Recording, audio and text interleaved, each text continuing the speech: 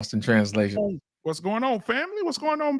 Man, look, Lost in Translation, you just left a podcast, man. How you feeling today, brother? Man, I'm feeling energized, man. You know how we do it, man.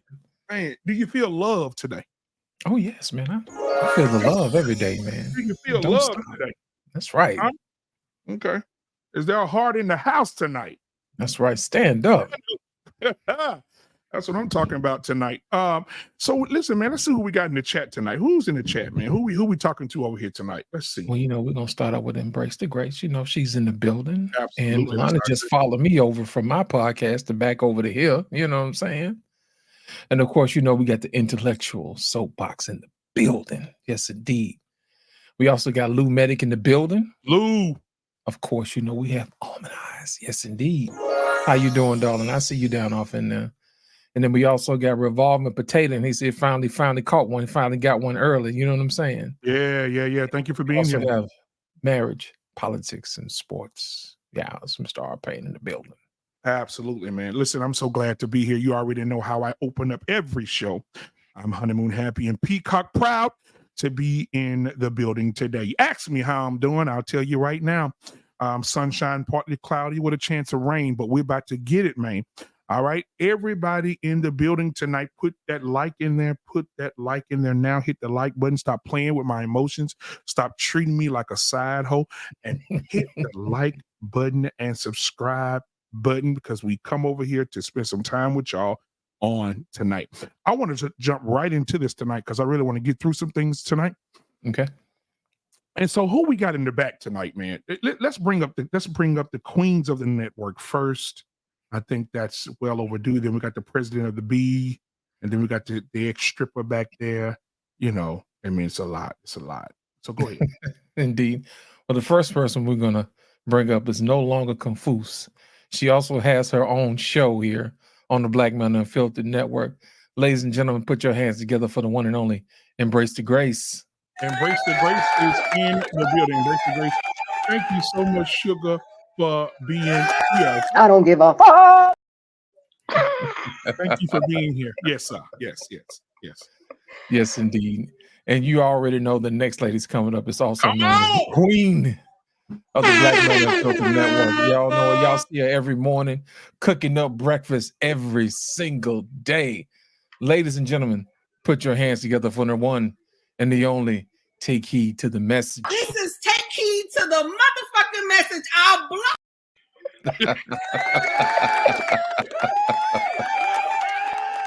Welcome back, sister. Welcome back. Yes, indeed. Good to see you. Listen, we got some ball brothers in the back who are follically free, as Mr. Bennett so eloquently put it. Can we get one of those guys up? Who we got? Do we want to bring up the stripper or do we bring up Mr.? Which one? Let's bring up the continent first. You know what I'm saying? Let's bring up the continent. Yeah. Ladies and gentlemen, you already know him as marriage, politics, and sports. Lovingly, we call him the continent. Others call him Deep Chocolate. Ladies and gentlemen, put your hands together for the one and only R. Payne. The toughest things any man has ever done is turn down a nice piece of willing, steaming ass piece of pussy. Welcome, sir. We're gonna never let you live that down, sir. I swear to God. Oh man, who we got up next, man? Talk to me. Last but certainly not least, I want you to put your hands together for the commander, the general, the chief, the president of the 8 Ball Network. Ladies and gentlemen, put your hands together for the one and only Mr. Bennett.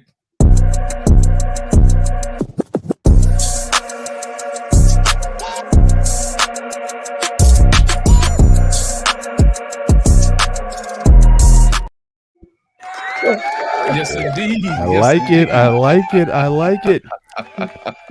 Salute to the bold and the beautiful, the beneficent, benevolent, ball bifocal brotherhood of the BMD Network. It's good to be with you all this evening. Oh man, it's good to see you, brother. Good to see you, man. Yes, sir. I want to start with Take Heed to the Message. Take heed to the message. The devil thought he had you, but you ran.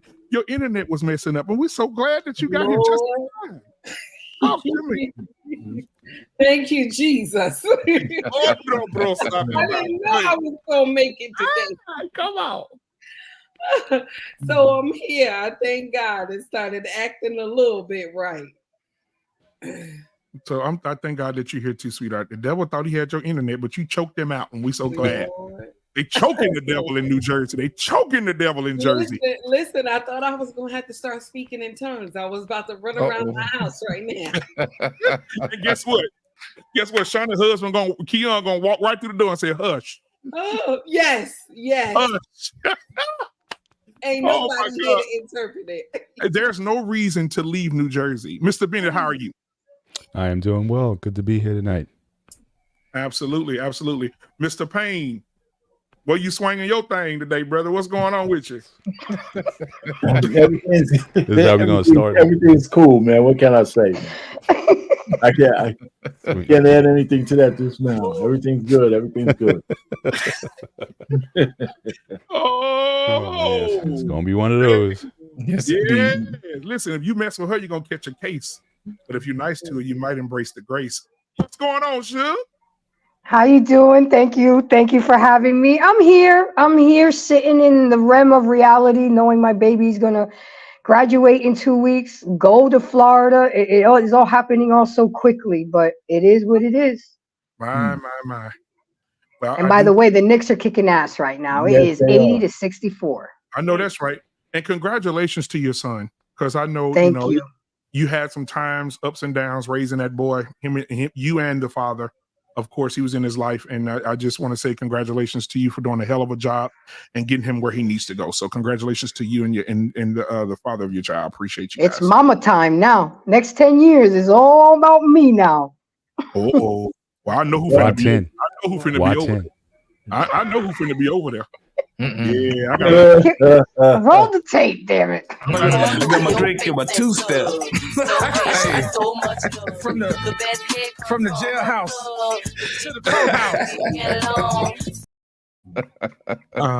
Yeah, we're gonna leave. Ooh, hallelujah. Oh, drobosa, bye-bye.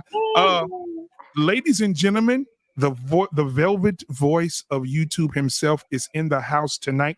Get your autographs now, because Lost in Translation is here. Now, ladies and gentlemen, I did hear earlier, there's a room on the street, Lost in Translation, don't know I'm about to say this. He's my brother from another mother, but I heard a few ladies say that you did the Pineapple Express nude photo shoot. And so I just want to make sure they call Lost in Translation the Pineapple Express. So guys, make sure you go and buy that calendar. They say he's posing on every month for the year of 2025. So go and get it and kiss it and rub it between your thighs. All calendars are $29.99. If you're good, Lost in Translation may spend a dime. Look at him. He not there. He roll. Yeah, we rolling tonight. We on fire. All right, ladies and gentlemen, welcome to the show. Hit the like button, subscribe button. We're so glad that you're here. I want to start out with one video first before we get to the meat of the conversation. Corey Holcomb has gone pastor. Let me say this again. Corey Holcomb, the comedian who is not very religious, has gone and started reading the Bible and found the Bible to be very good at what he does in comedy. And he broke down First Timothy, and we're going to listen to him, and we're going to talk about it once he's done. Here's Corey. Will you please read it again, Craig, because that's deep. 1 Timothy 2 provides more clarity. Let a woman learn quietly with all submissiveness. I do not permit... Wait, I'm sorry, I ain't trying to break you up. It's all good. He said, let a woman learn quietly with all submissiveness. With all submissiveness. Do you want to break that down? That means shut the fuck up. And if you do say something, be very careful as you speak it. I'm breaking down scripture right now on the 5150 show. This is a church. What else to say, Craig? I do not permit a woman to teach or to exercise authority over a man. Wait. That means shut the fuck up, bitch. They saying it in the Bible. Tell me where I'm lying. What else? Rather, she is to remain quiet. For Adam was formed first, then Eve, and Adam was not deceived, but the woman was deceived and became a transgressor. That's That deep. means shut the fuck up, bitch. This dick been here. I don't understand. Oh my God. Corey is crazy. Wow. That man ain't got no damn sense. You know that. Wow. Mr. Bennett, what's your thoughts? Why you gonna give Mr. Bennett that the first question? Terrible. Well, if that's going to be the requirement, then men need to step up. I'll say that. How about that?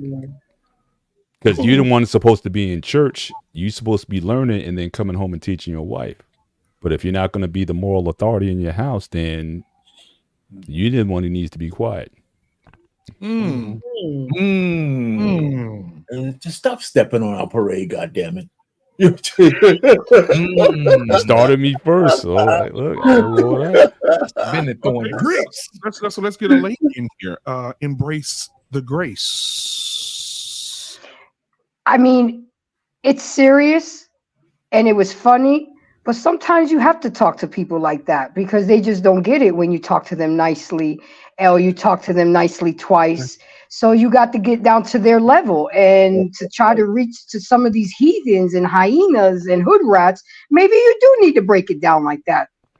You know, I mean, it doesn't make it right, but does it make you can interpret the Bible in a way where they can understand it. So as long as they get the word of God, how they get it, you know what I'm saying? But as long as they get the word of God and that's how you can understand it, then hey, I'm all for it. All right, thank you so much. You see Anissa, she said she wasn't feeling well, but she'd be watching from the clouds. But it seemed like she stepped outside the cloud and hit the button and said, "Preach, Bennett." Okay. Take heed to the message. What are your thoughts? I can't judge Corey because I'm gonna share something with you. I ain't good with scripture at all. I will not sit up here and lie. I am not good with scripture. You cannot. Let me share something with you. I know one scripture that touched my heart, and I will never forget it. And it still rings true in my heart. That's it. The rest of them, I can just quote it. Like somebody said it and I quote it. I ain't gonna sit up here and lie to you. Ain't no way. So what he's doing right now,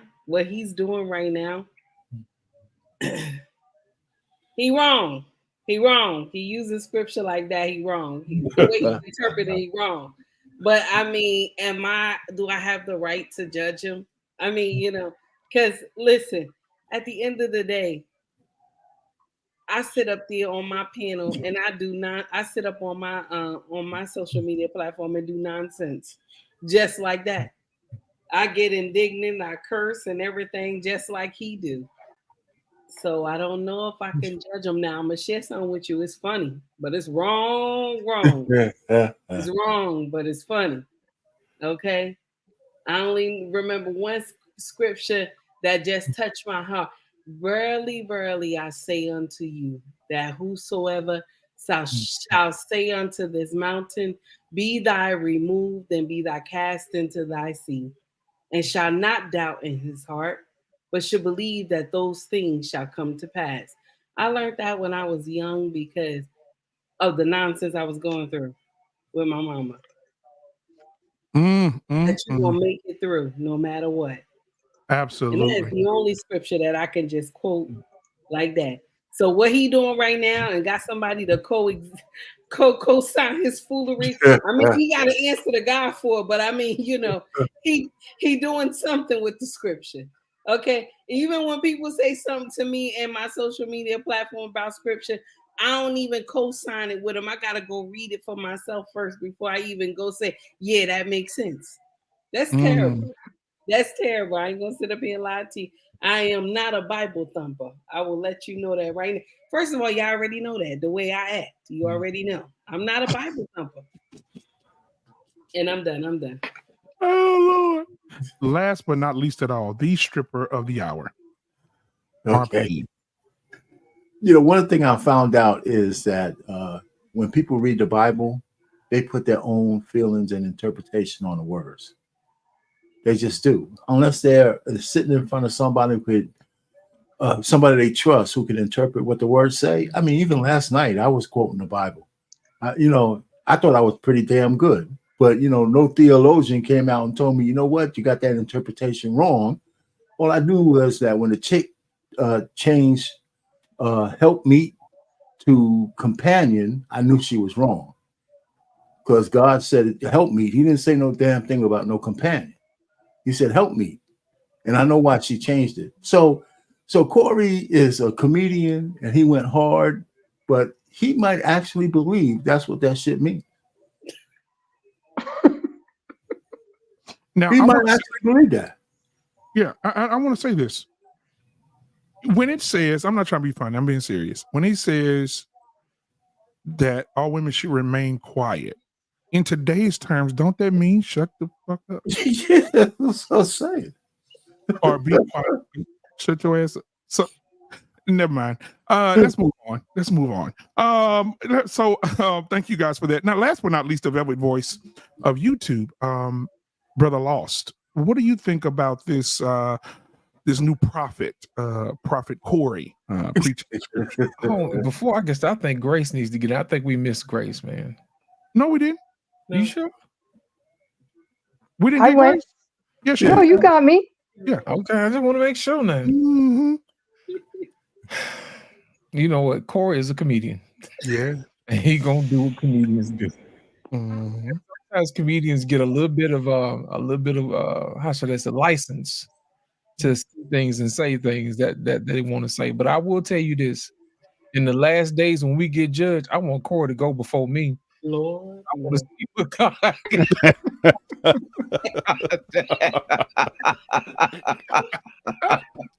Lord, before you get to me, I can hear him. There's somebody I want you to go before me, and that's Corey Holcomb. I want to see what you do with him first. You know what I'm saying? This motherfucker behind me, named Lost in Translation.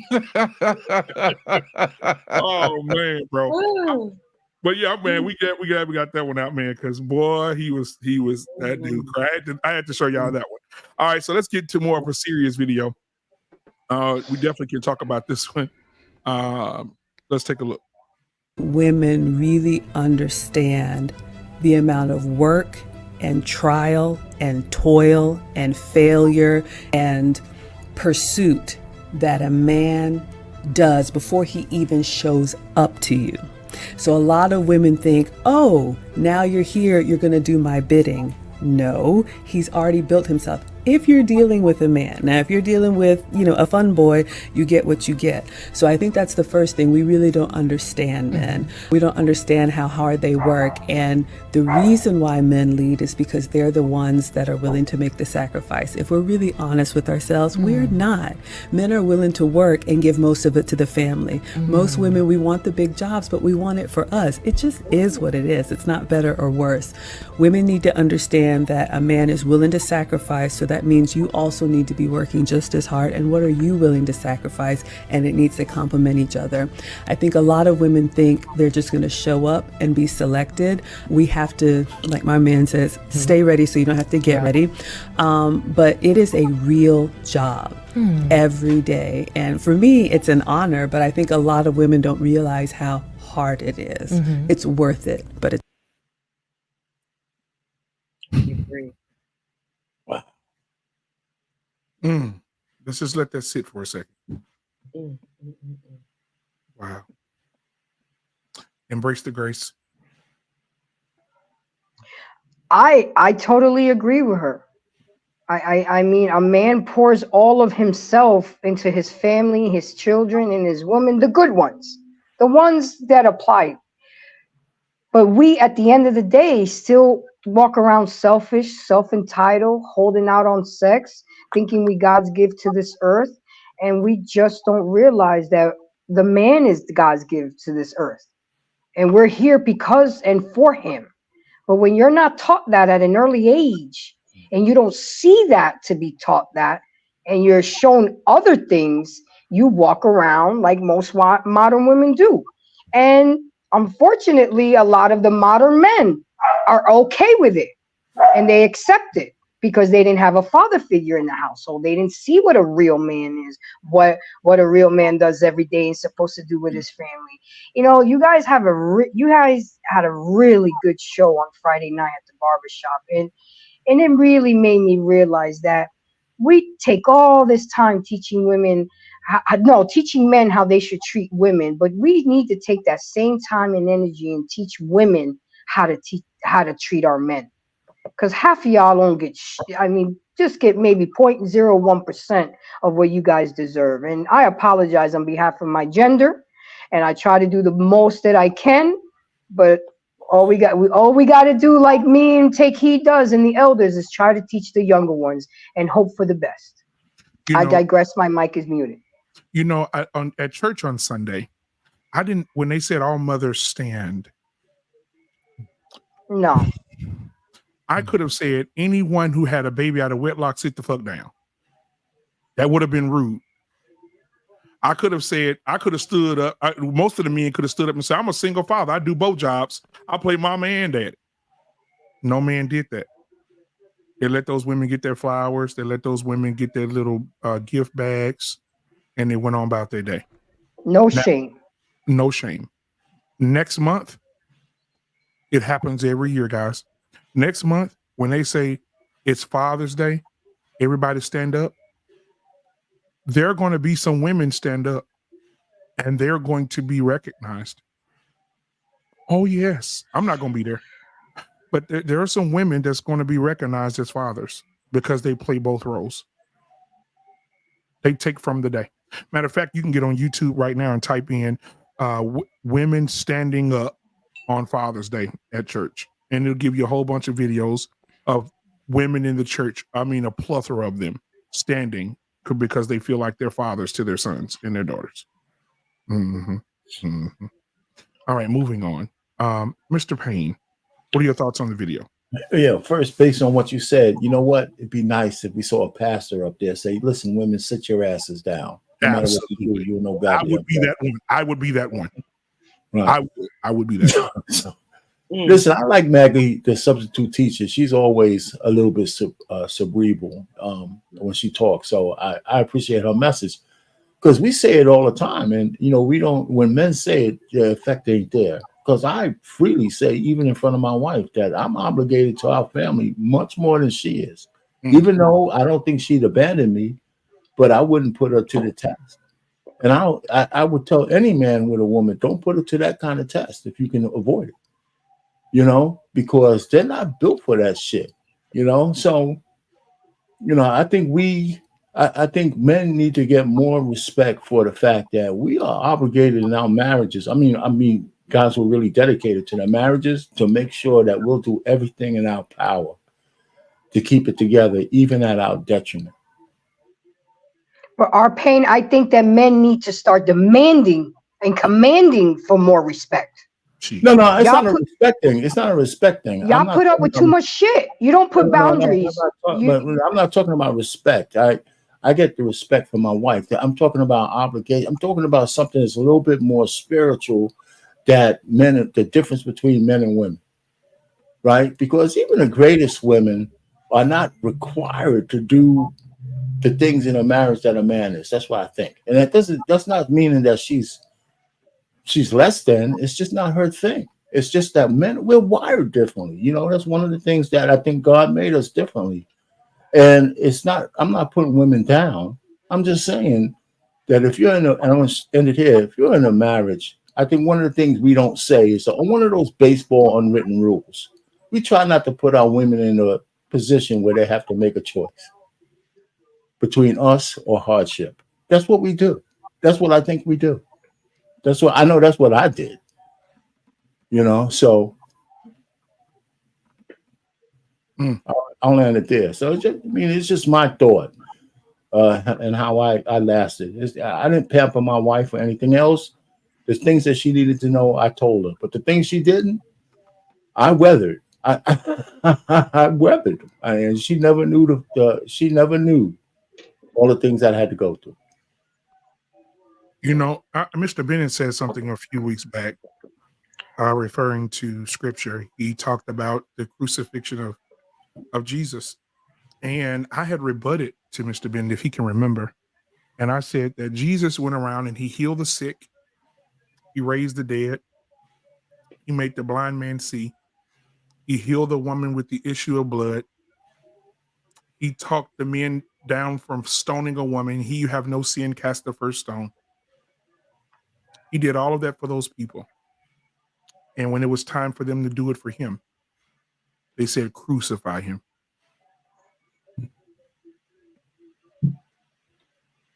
Ain't that something? Yeah. So we can learn from that.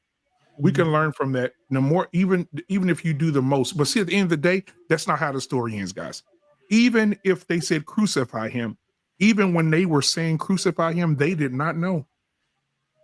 They did not know that this man would raise up with all power in his hand, with a different look, with a different way of doing things. He just was a bad man. I think that if Christ can be resurrected from his sacrifice, so can we. If someone shows you who they are, believe them and move accordingly. Move accordingly. Live your life a little bit different from away from those type of people, and move accordingly. If a woman dogged you out and she did you bad, cool. When you get resurrected, you get your mind right, and you get back out there, then you stay away from those type of women. You do a little bit more to try to figure out what you're doing, who you're sitting with, who you're talking to. Then you be fine. All right. I want to get Mr. Bennett here. We'll get you last. Mr. Bennett. I certainly agree with the first part of what she said, that oftentimes women don't appreciate and again, she's qualifying this, not just being a male, but being a man, going through the discipline, making and creating a better version of yourself. Again, I keep thinking about that Michelle Obama book. I keep going back to it.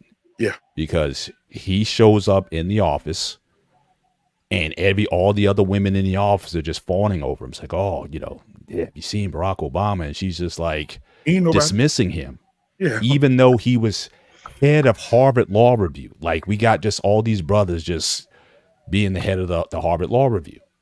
I mean, this is it's like it just didn't get respect. And she said she saw a lot of, lawyers and men like that. It's like as if these men just grow on trees. They don't, especially black men. So again, I mean, I'm just cut differently. If I see any a black man who achieves that kind of status or success or whatever, I'm still of the belief that man probably had to work twice as hard to get half as far. So I don't go to DEI or affirmative action or some other trope that people want to label on men. If you're a man who gets to a certain level in life, you probably had to work harder than anybody else. And it's sad that other people, white women, recognize that. Yeah, and I mean, when KS was on his show, he said that you had this woman was taking African-American studies classes at UCLA and asked why. It's like, look, I know that if I get one of them, he's probably better than all of them. Why is it that they can recognize that, but unfortunately those who are closest to us don't? But going back to your example when you were talking about Jesus earlier, this is the same person who also said that a prophet is not honored in his own home. And so sometimes those who are closest to you, your family, your relatives, or whatever, they don't appreciate you because they remember you when you were a little guy. They remember you when you were the run of the family and whatnot. And so even when you do succeed, sometimes they don't give you your flowers when you are able to achieve certain things. Sometimes you have to get out of your country to be appreciated. And so that certainly doesn't that certainly doesn't fall on deaf ears. The last part of what she had said, I had a little bit of problem with when she talked about it's hard work. And I was asking, what is hard work? If she's talking about women having to be that for their men, if that's hard, then I think we need a new definition. I don't like saying that marriage is hard work.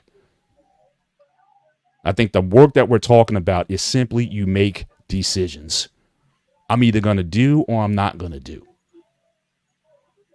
That barrier, it's in between your ears. But when I think about hard work, there's a lot of jobs out there that most people cannot and will not do. That's hard. But you just being agreeable, if you're going to call that hard, then we're in trouble. And so I don't like when, and again, even women, when they say it, oh, this is hard work being agreeable, working with your spouse, with your mate, or when a husband says it's hard work. I mean, I don't get, you make decisions. And a lot of times it turns out when you finally make, it takes you 10 years to make the decision. And when you make the decision, it's like, oh, I could have did this years ago. Well, duh, yeah, you could have. But it's this up here that's keeping you, that's blocking your blessings. It's this up here that's keeping you from getting to where you need to be. It's not hard. You're just stubborn. And people need to start just recognizing what's really stopping or blocking folks from getting together is your ego and your stubbornness. And, that more so than it being hard. It's not hard because half the stuff you're going to do in a marriage is going to benefit you anyway. If you have to cook and clean and do stuff for your house, you got to eat too, right? You got to wash your own clothes too. Half the stuff you would have to do if you were living on your own anyway. So what's hard? And I just think that, really, I just don't, I've never liked that when we talk about marriage is hard work. No, it's about your priorities. It's about your decisions and how you spend your time. So that part I don't rock with, and I hate when people use that. But on the first part, I mostly agree with. Now, Mr. Bennett, I want to say something to what you said about being hard in that situation, with it being hard for women to be in marriages and stuff like that. You know what? The other week ago, our good brother was on here, and Ricky said something that was so profound. Shout out to Ricky. I know he's watching. Ricky said, if it's so hard for women to stay at home and take care of the kids and cook and clean and make sure everything is done, pressure is for shoulders, not hips. So if that's the case, more men need to be at home with the children. Yeah. And let the woman go out and do the work that's not so hard. He had a point. Because if it's harder to stay at home, because I've heard women say this, Mr. Bennett, I've heard women say, oh, you've been at your job all day, but these kids, raising these kids, a whole nother thing, way harder than what you got going on. If that's the case, then we, and like Mr. Payne said, we should take away that pressure from them.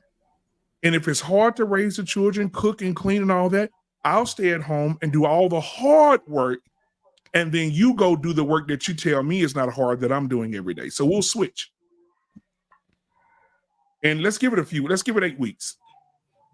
And we'll see where we're at the end of 8 weeks. Yeah, but BMU, don't, I'm not saying you're mischaracterizing. There's a point, but if you listen to what Mr. Bennett is saying, I agree with him. If you have an agreement that you're going to be married for the lifetime with your wife, and she's the same way with you, really not hard work.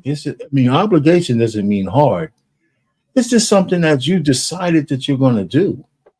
And so when the challenges come, you just meet the challenges and you move forward.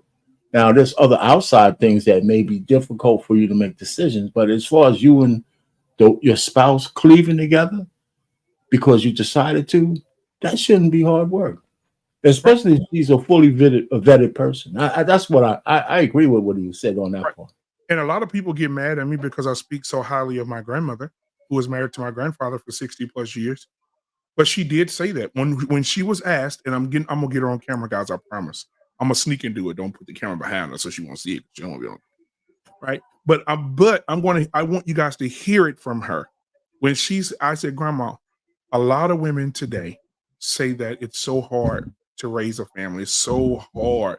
They can't do it. And my grandmother's words were this. It almost offended her. My grandmother said, hard where? She said, they need to hush. I said, why, grandmother? She said, most of these women working at the house getting paid are going out driving to a job 10 miles away in a nice car with the air conditioner on in the heat, getting paid. Got the heater on when it's wintertime, getting paid. And they come home and say it's hard to love on them kids and fix them kids something to eat. She said, hell, we was in the turn rows. We went home, we churned, but we did all that stuff without any of the electronic stuff, without any of the cell phones, without any of the technology. And she said, I said, Grandma, you didn't get tired? She said, no. I said, why? She said, the reason I didn't get tired because I didn't do it for the wrong reasons. I did it for the right reasons. And I said, what was the right reasons, Grandma? She said, because I did it because I loved them. I loved your grandfather. I love my daughters. She said, when y'all came to us for the summer, I love y'all. That's why I would get up in the morning and cook you breakfast and then go and make you sandwiches or cook you something for lunch and then do dinner. She said, because I did it because my hands were created by God to love you and nurture you, not to separate myself from you. And so she said, to all the younger women today, my grandma said, I'm 80 plus years old. She's going to be 90, but she keeps saying she's 80. I'm 80 plus years old. And she said, I probably can still get around the kitchen better than a 30-year-old woman today. Let's move on. I'm going to get on camera. I can't wait. I'm going to sneak that camera in that house. I'm going to tell my aunt, just keep her turning this way. And I'm going to get her. Because I want to have her on camera because I know she's not going to be with us always. She's going to be 90. So she's not going to be here always. So I need to get her on camera. I'm going to get her. All right. Take heed to the message. Can you talk to us? I disagree with all of y'all on the panel. The black woman is God. Okay? The black woman can do no wrong. That don't even sound right coming out your mouth. I disagree. Yes. And this has said it. Raising human beings is not easy work. She right. Mr. Bennett, you wrong, sir. You wrong. Okay? It's hard. Marriage is hard. It's a nightmare. Okay? All because your husband wants you to cook and clean and make sure the house it look nice. Make sure he got a warm plate on the stove. It's hard, sir. And then he want to have sex all the time. It's aggravating. God forbid. Okay?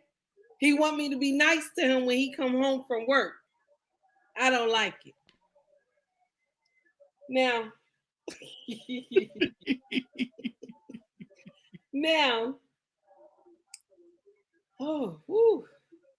I like what Maggie said. That was amazing. I love it because I have said this so many times that we don't really understand the life of our husbands. We don't. There's a lot of things. I've been married to my husband is a 16 going on 17 years. And a lot of stuff that happens, I don't be knowing. A lot of stuff that's stressful that he got to deal with, he doesn't tell me because he doesn't want me to worry. He keeps a lot of that on himself. And I share something with you. I always tell him, honey, you know, we can always talk. And he tell me the stuff in my mind, baby, you wouldn't understand. He told me, just continue to do what you're doing. It helps me. Continue to do what you do. Continue to love me. Continue to do what I asked you to do. And we're going to be fine. And I always look at my king and I'm like, you know, I'm going to share something with you. And I have always said this on my platform and I can say it anywhere. In my mind, my king is on a pedestal that nobody can take down. I have seen this man climb mountains and tough terrain and everything. I have seen this man go through so much, and yet he's so graceful, just like royalty when he walks. I just love my king so much. No matter what we've been through, this man will rise to the occasion and tell me, I got it, baby. Don't worry about it. So I will never sit up here and say, oh, you've been at work 16 hours. You ain't done nothing. You know, you ain't done nothing. First thing I'm thinking in my mind, baby, how are you? I'm glad to see you. I'm glad you made it home. I got your food ready. Here's your towel. After you take your shower and you eat, I'm gonna rub you down. That's my job every day. I rub my husband down every day. That's my job. I tell the kids, when your father come home, act like you don't know me, because I don't want you to come call me for nothing. I tell them that all the time. They're like, Mama, when Daddy come home, you act like, yes, I don't know you right now. I don't know you. Your father been out all day and he's tired. He's tired and he's doing all that to make sure we maintain his house, the light, the gas, the water, the car, the insurance, everything. Your father goes out each and every day to maintain those things. Anything that my husband thinks of, it always benefits the entire family. This is why the husband's dreams and aspirations is supposed to go first, because his plan benefits the family. A lot of women don't want to hear that, but it's true. Our dreams and aspiration just benefits us. Okay, just us alone. Look at me on social media. Who does that benefit? That's just me. I'm just up here talking shit. That's just me. Okay. So me getting up here talking shit, and then I collect whatever money that these platforms pay me in pennies, and I show my king, this is what I got. He said, oh, you got this just for running your mouth? You know what I'm saying? So he said, well, they paying you to run your mouth. You know? And I'm just saying, my husband dreams and the way he moves, it benefits us. A lot of women don't want to see that. They will tell you, my dreams and aspirations come first. It benefits me. No. It benefits, it's going to just benefit you, but it's not going to benefit the entire family. Unless, only how that changes is if her and the husband are on one accord. That means they are one. They have the same movement. They are moving at step. You understand? At step. But if they're not moving at step, his dreams and aspirations will just benefit the family. Her dreams and aspirations will only benefit her. And if you look at this right now on social media, the person that we're gonna talk about tonight, this is what it is. This is the same thing that we're talking about. Same thing. Shaq dreams and aspirations benefited his entire family and his stepchild. The mama dreams and aspirations right now of doing a book. Who is that benefiting? That's hurting those children. How do you sit up there and say that I was in love with the idea of marriage and family? I wasn't in love with the man. How many children will want to hear you never was in love with my daddy? Out of all the years he took care of you, you never loved my daddy. Sometimes us women, we don't know what to say. We don't know what to say, because once we feel that somebody has wronged us, we will get up there and get indignant and make them feel lower than low. He already confessed that he was wrong. So you got to add insult to injury. But anyway, I digress. I'm done.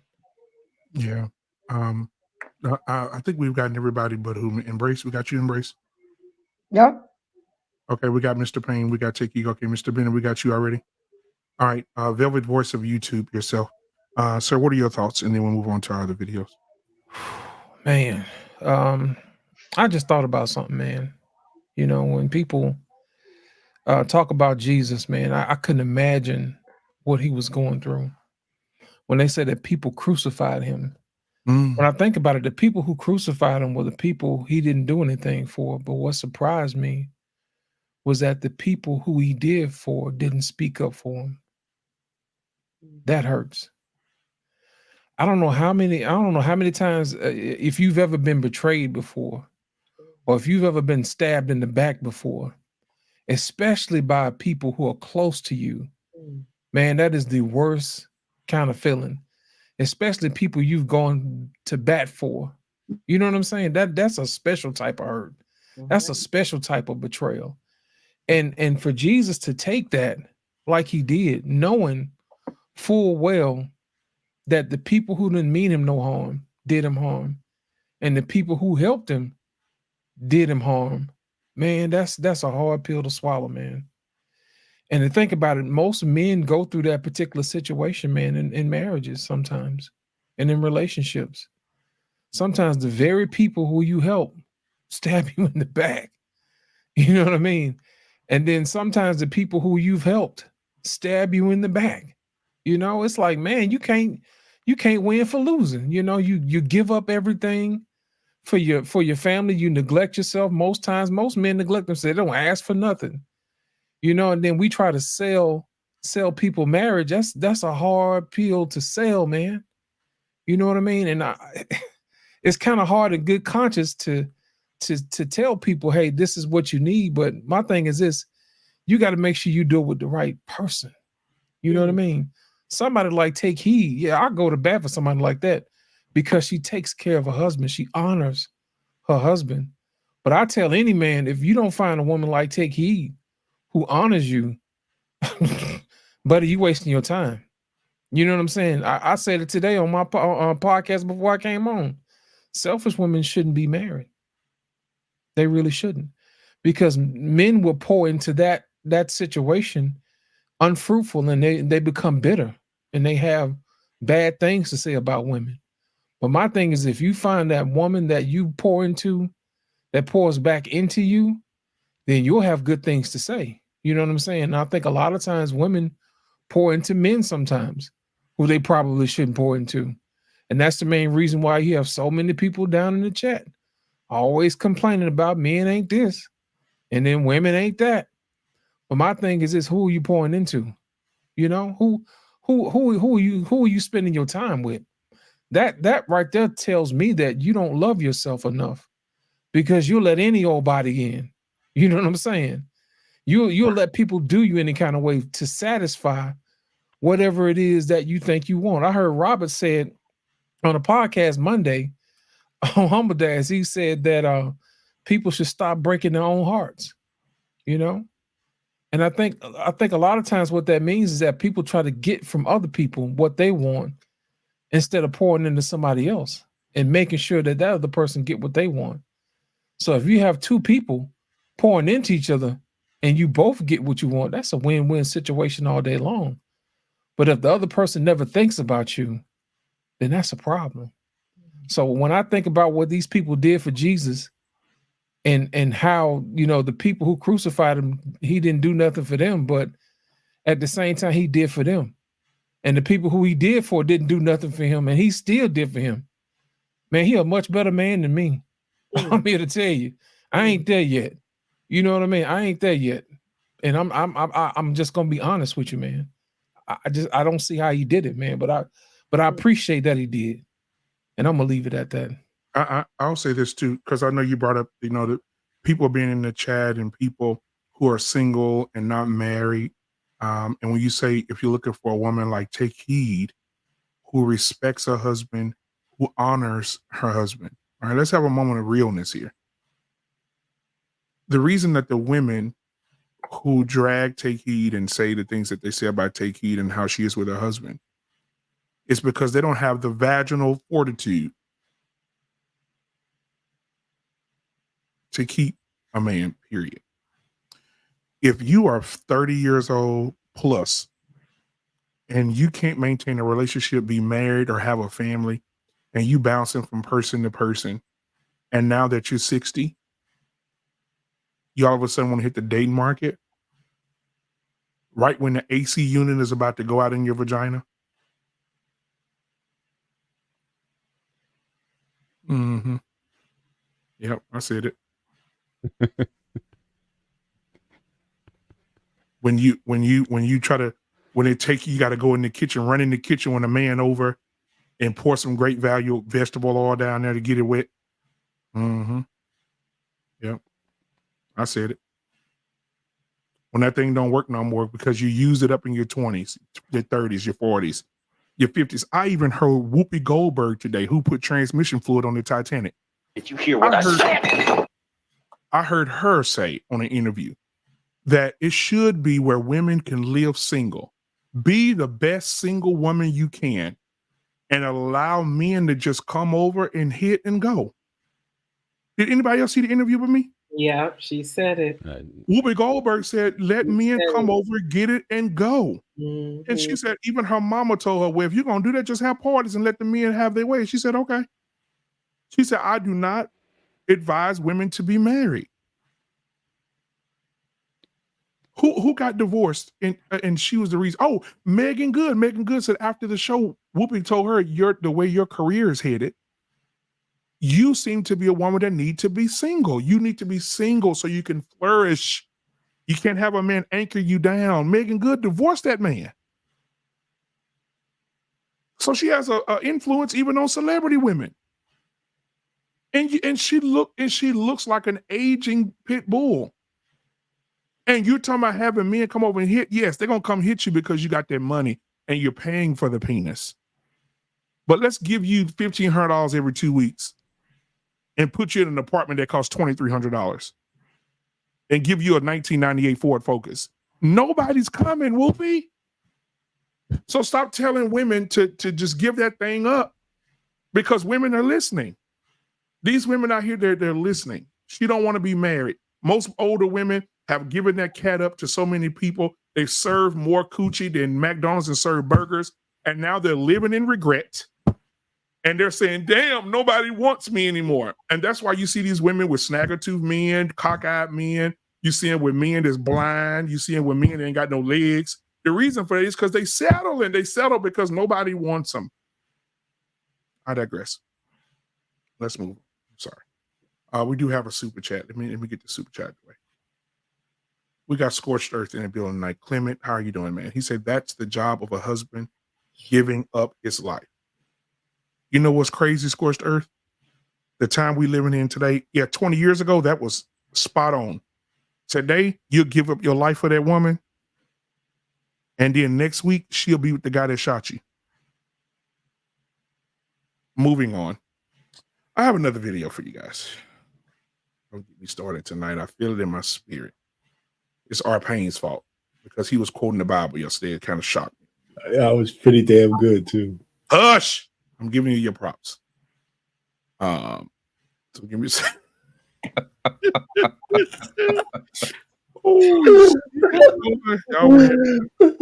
Be down. Okay, so I want to play this one. Anton Daniels. We all know Big Anton. Anton has something to say, and I want to get you guys' thoughts on what he said. Let's listen. Is lying if she moving her mouth. I don't believe not one woman since Eve, right? The very first lesson when I opened up the Bible, I done read the Bible back to back 7 times. Know every book of the Bible. Women have been lying since the beginning of time, and every lesson and before us is teaching us to do not believe a word that is coming out of their mouth. The reason why you have to convince women to do the things that's in their own best interest is that they're not inherently trained to do so. It's not in their nature. It's in their nature to be rebellious. It's in their nature to lie to you. It's in their nature to do the thing that's best for them, to be hypergamous, meaning that they have to go for the best available option because they understand that they can't do it for themselves. I don't believe any woman. The reason that they come out with these slogans, believe all women, is because women aren't believable. If that was the natural order of things and we've been in existence since the beginning of time, why do you have to train me for something that I'm already aware of? If you were a truth teller, if it was inherently in you, you wouldn't have to sell me on why it is that I should believe you. Why would I believe you?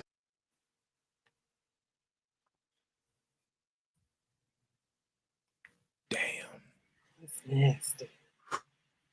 Mr. Bennett. Damn. I'm on your ass tonight, Mr. Bennett. Wow. Oh, man. Wow. Are women inherently liars? Yeah. I wouldn't go that far. I would say that they're all about preservation, though. So whatever they need to do to preserve themselves and their self-interest, they will go to those means. But again, if a woman could never be truthful, then again, my wife couldn't be my counsel. Because I couldn't. So you're basically saying if you're married, if you quote unquote you have a good woman, you can't trust your wife's counsel because she's always going to lie to you. So certainly in my case, I don't believe that, and I didn't certainly raise my daughters to be liars. But certainly for their self-interest, yeah, women will, they'll do or say whatever it is to again to protect their self-interest. So they may say, yeah, the baby's yours, and they know it's not. Or they'll say, I got this. I got this from you. Or they'll tell you what you want to hear more so than be truthful with you. So those things are certainly doable, but I think it's out of self-preservation more so than anything else. So again, I can buy some of what he's trying to say, but if I couldn't trust a woman, I couldn't trust my wife, and I trust my wife with pretty much everything. So I'll just leave it there. So, Mr. Bennett, you saying it's okay to lie if you're saving your own bacon? Well, listen, Rahab lied to the invaders looking for them spies to protect herself and her household, and she's one of Jesus' descendants. So yeah, and honestly, the Bible never said, at least in the commandments, people say do not lie. That's not one of the commandments. It says do not bear false witness against your neighbor. That means do not slander nor libel if it's printed. So again, to protect your own, if someone's coming after you with bad intent, yeah, I'm a lie, and I don't mind a woman lying, and I go to bed at night just at peace with God on that. So again, lying for self-preservation. Oh my God. It and is, so it is you're a human reality. after all, Mr. Bennett. You're human after all. God damn it. I didn't say I wasn't. I'm as transparent as I get on this show. So you're not gonna put that on me, R-Pain. Sorry. You know, man, no shame, brother. Man. I just had to throw the ball. This one unorthodox. I want Lost in Translation to take over. Go ahead, Lost. Listen, here's my thing, man. If it's okay for women to lie, why is it so bad when men lie? Oh my God! Am I muted? No. I just got a question. Why is it so bad when men lie? It's bad, ain't it, boy? If women, if it's okay for women to lie to protect themselves, then why is it so bad when men lie? R-Pain. Come on, man. I ain't gonna let you off the hook. We finna get you next. I don't think so. Go ahead. Come on, man. Why is it so bad when men lie? When it's okay for women to lie? Well, first of all, it's not okay for women to lie. I didn't say that. But anyway, but they do, though. I believe everything Anton said, man. Listen, you know what? I never thought I'd like a guy who was as arrogant as Anton Daniels. But man, he's the man, man. I listen to him all the time. But listen, I agree with him 100%, and I agree with Mr. Bennett. Women will lie for self-preservation, but then they also lie for their own benefit. Women lie to each other all the time. Whether they lie to men or not. Listen, I just saw a SVU, Law and Order SVU. I'll be quick. A lady was raped, right? And she had a baby by another man, but she didn't want to tell her husband.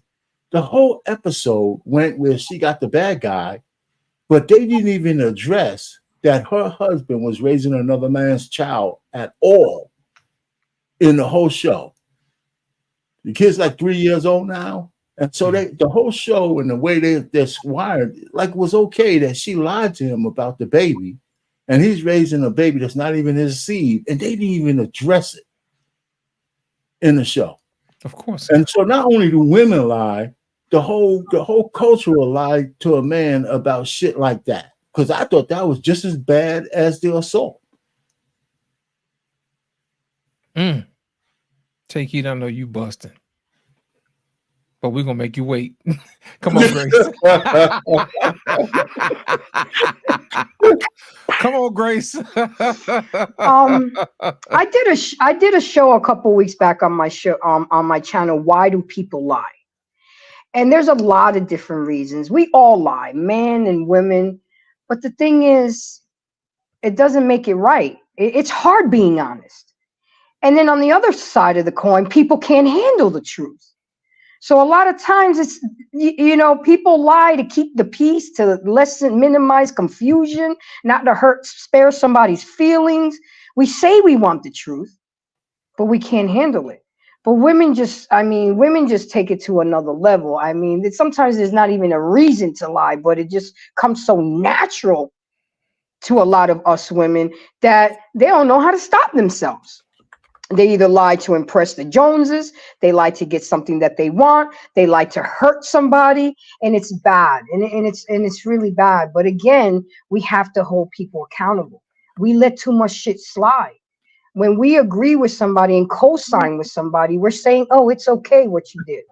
If I had a best friend and she told me that she got impregnated by another man, and I'm cool with her husband, I would be torn. And I would have to do the right thing, because I'm not going to be able to engage in activities knowing what I know. It's better off don't tell me. I don't go to baby showers when there's no father involved, because then I'm co-signing to what I don't believe in. That's the first thing I ask when I get invited to a baby shower. Is the father going to be there? No. Well, I decline your invitation, because if I go, I'm co-signing. If you know somebody's lying and you allow them to lie, you're co-signing. You're just as bad. So to land this, we just got to do better. We got to learn how to communicate. We got to create spaces with each other where it's okay to tell the truth, no matter how hurtful it is. We can't bring it up again in the heat of passion when we're angry with each other.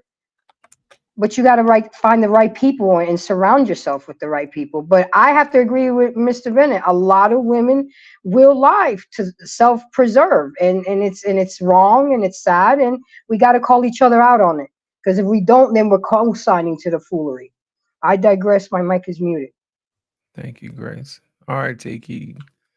You've had time to listen to Mr. Bennett. You've had time to listen to our pain. Oh, you've even heard Grace and me say something on it. I want to hear what you got to say about this matter, this issue. What say you, ma'am? One thing I have always disliked is I can't stand a liar, a thief, and a cheat.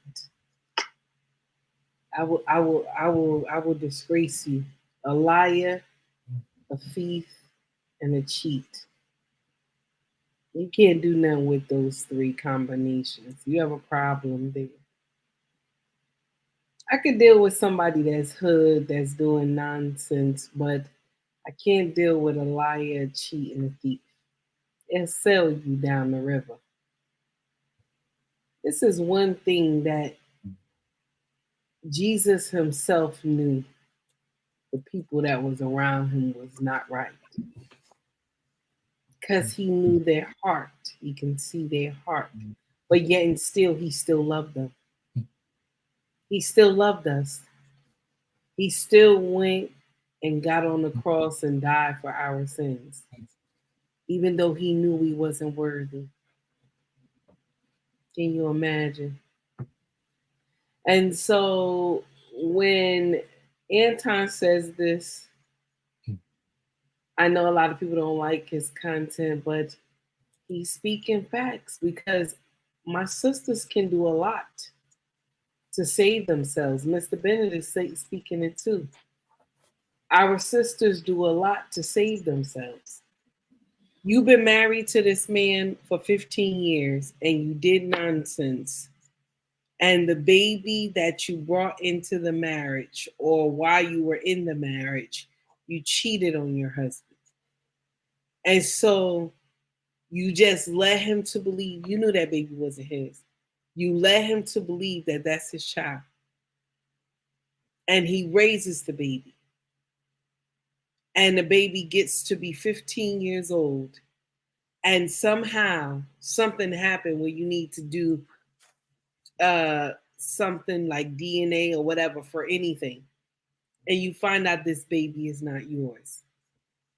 And what immediately happens? The family, everybody start calling you.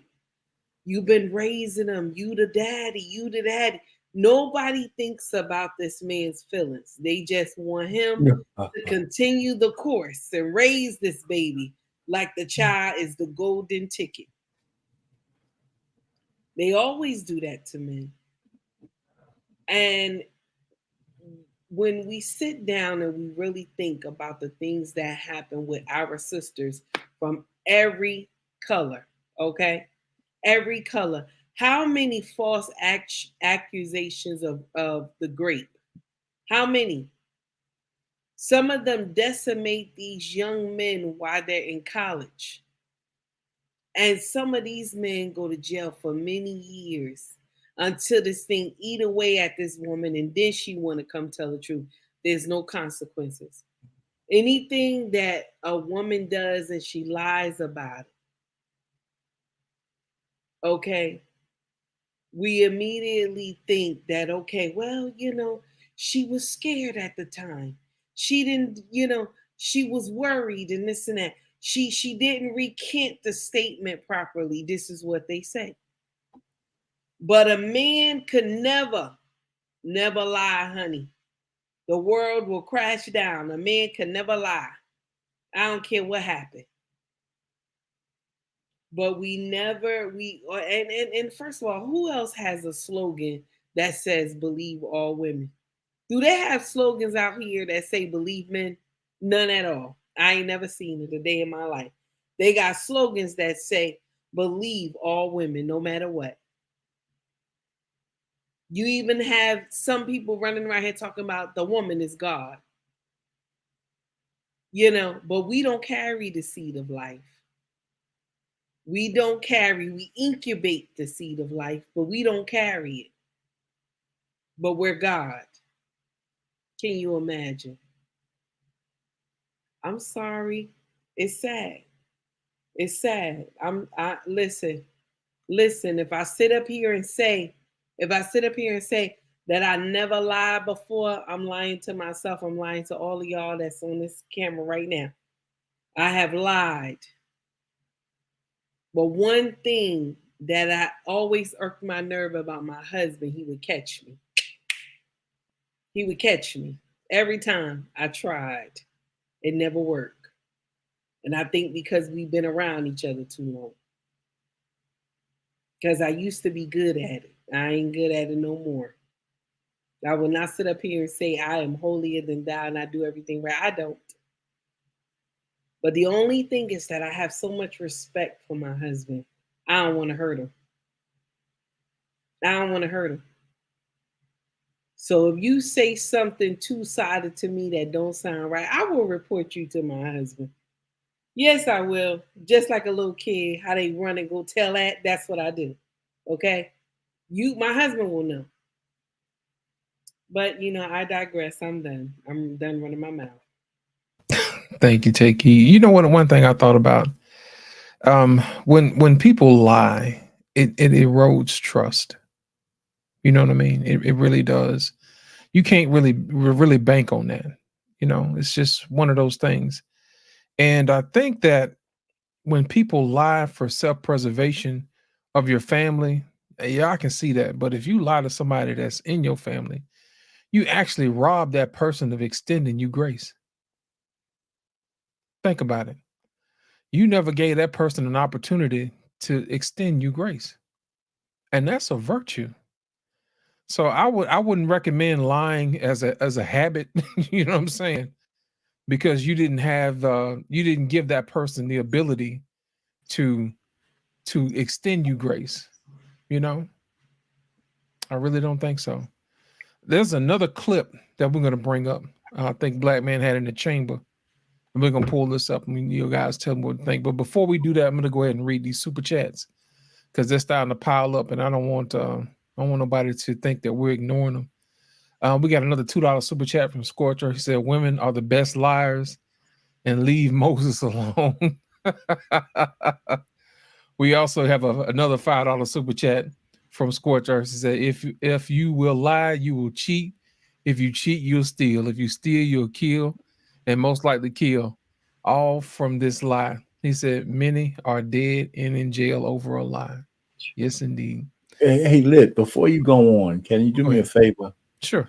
Travel One, who's been trolling the chat. Okay. She said, well, a wife is not commanded to love her husband.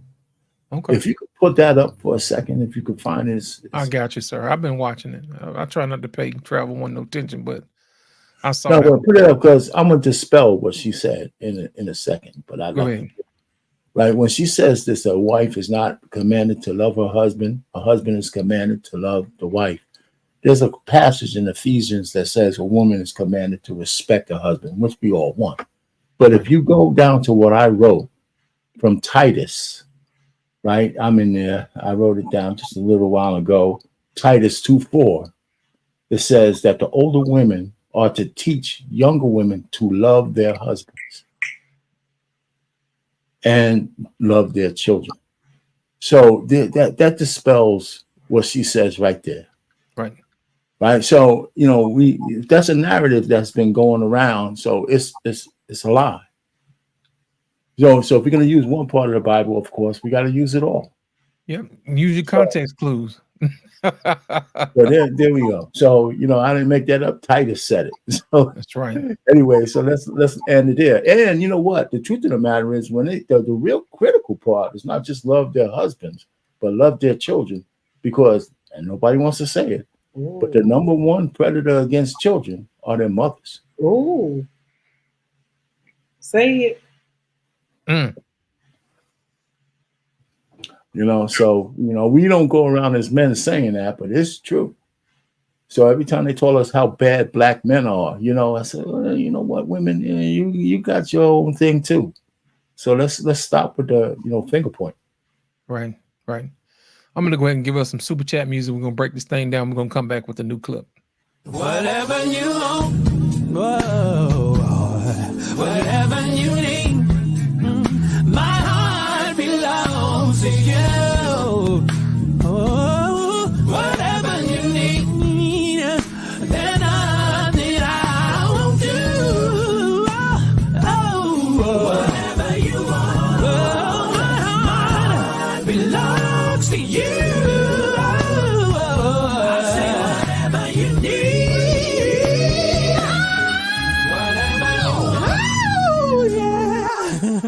Whatever you need, my heart belongs to you.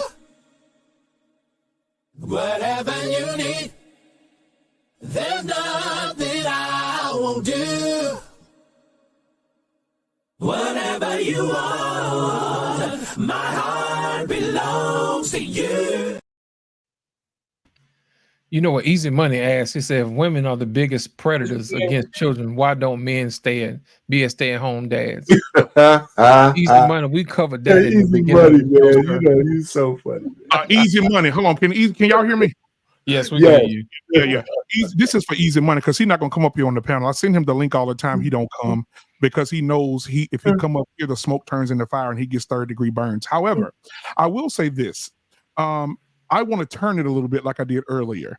If the hardest thing to do is to be a mom and a wife, then the man and the woman should switch places because pressure is for shoulders and not hips. So send the man home, let him raise the children, cook, clean, and do all the things that you need to do, and you go work your 9 to 5. This is easy. It's an easy transition. So and you're not that Bible Easy Money because you're not prepared to go there with us on this panel tonight. However, I got another video I want to show real quick. And this is the last one before we get into the conversation about Sister Shawnee and her lies and how she lied to our brother Shaq. But I want to play this last video and then we'll go from there. Here we go. Man is disrespected, it takes him to, it takes him to a different realm. When a husband is not respected by his wife or a father by his children, it depletes him. It takes him to a whole different realm. That's why we have to be very, very careful as wives and as daughters to our dads that we encourage and we uplift our husbands and our dads, because that's what encourages them to be a better man.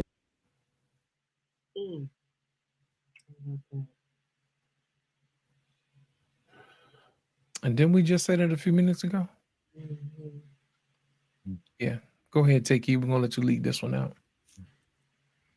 Oh, I just wanted to just listen to that again. That was amazing. I love that. I love Man that. is disrespected, it takes him to, gosh, it takes him to a different realm. When a husband is not respected by his wife or a father by his children, it depletes him. It takes him to a whole different realm. That's why we have to be very, very careful as wives and as daughters to our dads, that we encourage and we uplift our husbands and our dads, because that's what encourages them to be a better man. Come on, take you. She's right. She's right. I think a lot of women don't understand what an encouraging word to your husband means. I didn't either. I had to learn it along the way. But an encouraging word, a kind word to your husband, and tell him how much you appreciate him and how much you're so thankful for him, it goes a long way. And then I'm going to share something with you. In turn, he's going to give it back to you. He's going to tell you how much you mean to him, how much he thank God for you, and how of an amazing mother that you are to his children. So I love that. She's right. You have to let him know that he's needed. You have to let him know that he's appreciated.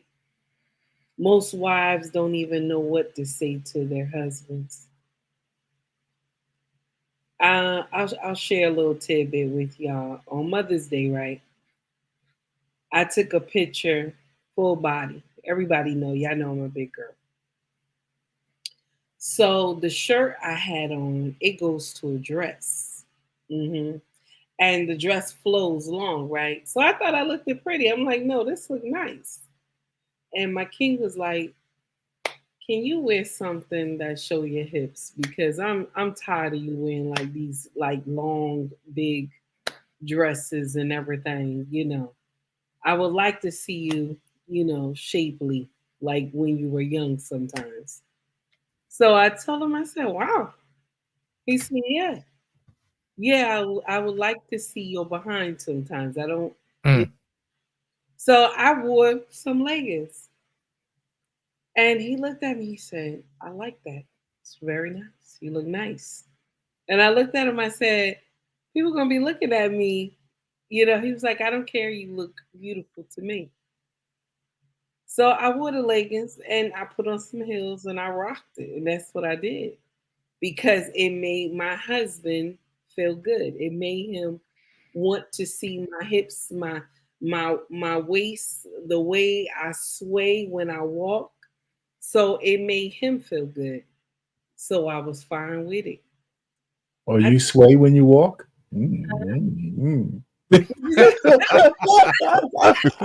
down, our pain. You know the Mr. Watching now.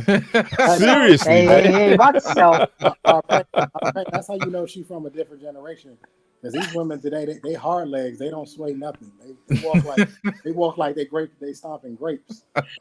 So when we went out to dinner and I got out, you know, he opened up the car door for me. I got out the car and he said, I just want to see you walk. Just walk for me. And I just walked to the restaurant and I turned back. I looked at him and I smiled and he told me, when we get home, I just tell the kids to stay away from my room, you know, like that. And I laughed. And I told my husband, I was like, you crazy. He was like, no, sometimes I want to see you like this. You know, I know that you're supposed to wear dresses and it's supposed to flow, big and everybody ain't supposed to see your shape and everything. He said, but sometimes I want to see you. And I look at him and I smiled and I looked at him. I said, baby, only you can love me like this. Only you can love me like this. You know what I'm saying? So that's why I always praise my husband. It's not just because, oh, I'm praising him for social media. I do it to him when these cameras go off. I tell him how much I appreciate him and how much I love him. Even when we going through struggling times and when times are hard, I tell him I appreciate you and I need you. I'm gonna tell you something, kid you not. I don't even think. First of all, I don't even want to think to be in a life without my husband. That's the truth. I ain't even gonna sit up here and lie to y'all. Cause this man saved me when nobody else wanted to. Nobody else wanted to. I think that's the difference that women don't understand. You have men that want you, but they just want to fuck you. That's it. They just want to. And then you have men who will come and say, I deem you as queen. You will be my queen. We always miss that one. We don't miss the one that want to do this. And that's the sad part. So I love what she said. That was amazing. We need to start telling our husbands how much we appreciate them and how much we need them. It helps. It helps so much. You don't even know because the world is beating them up.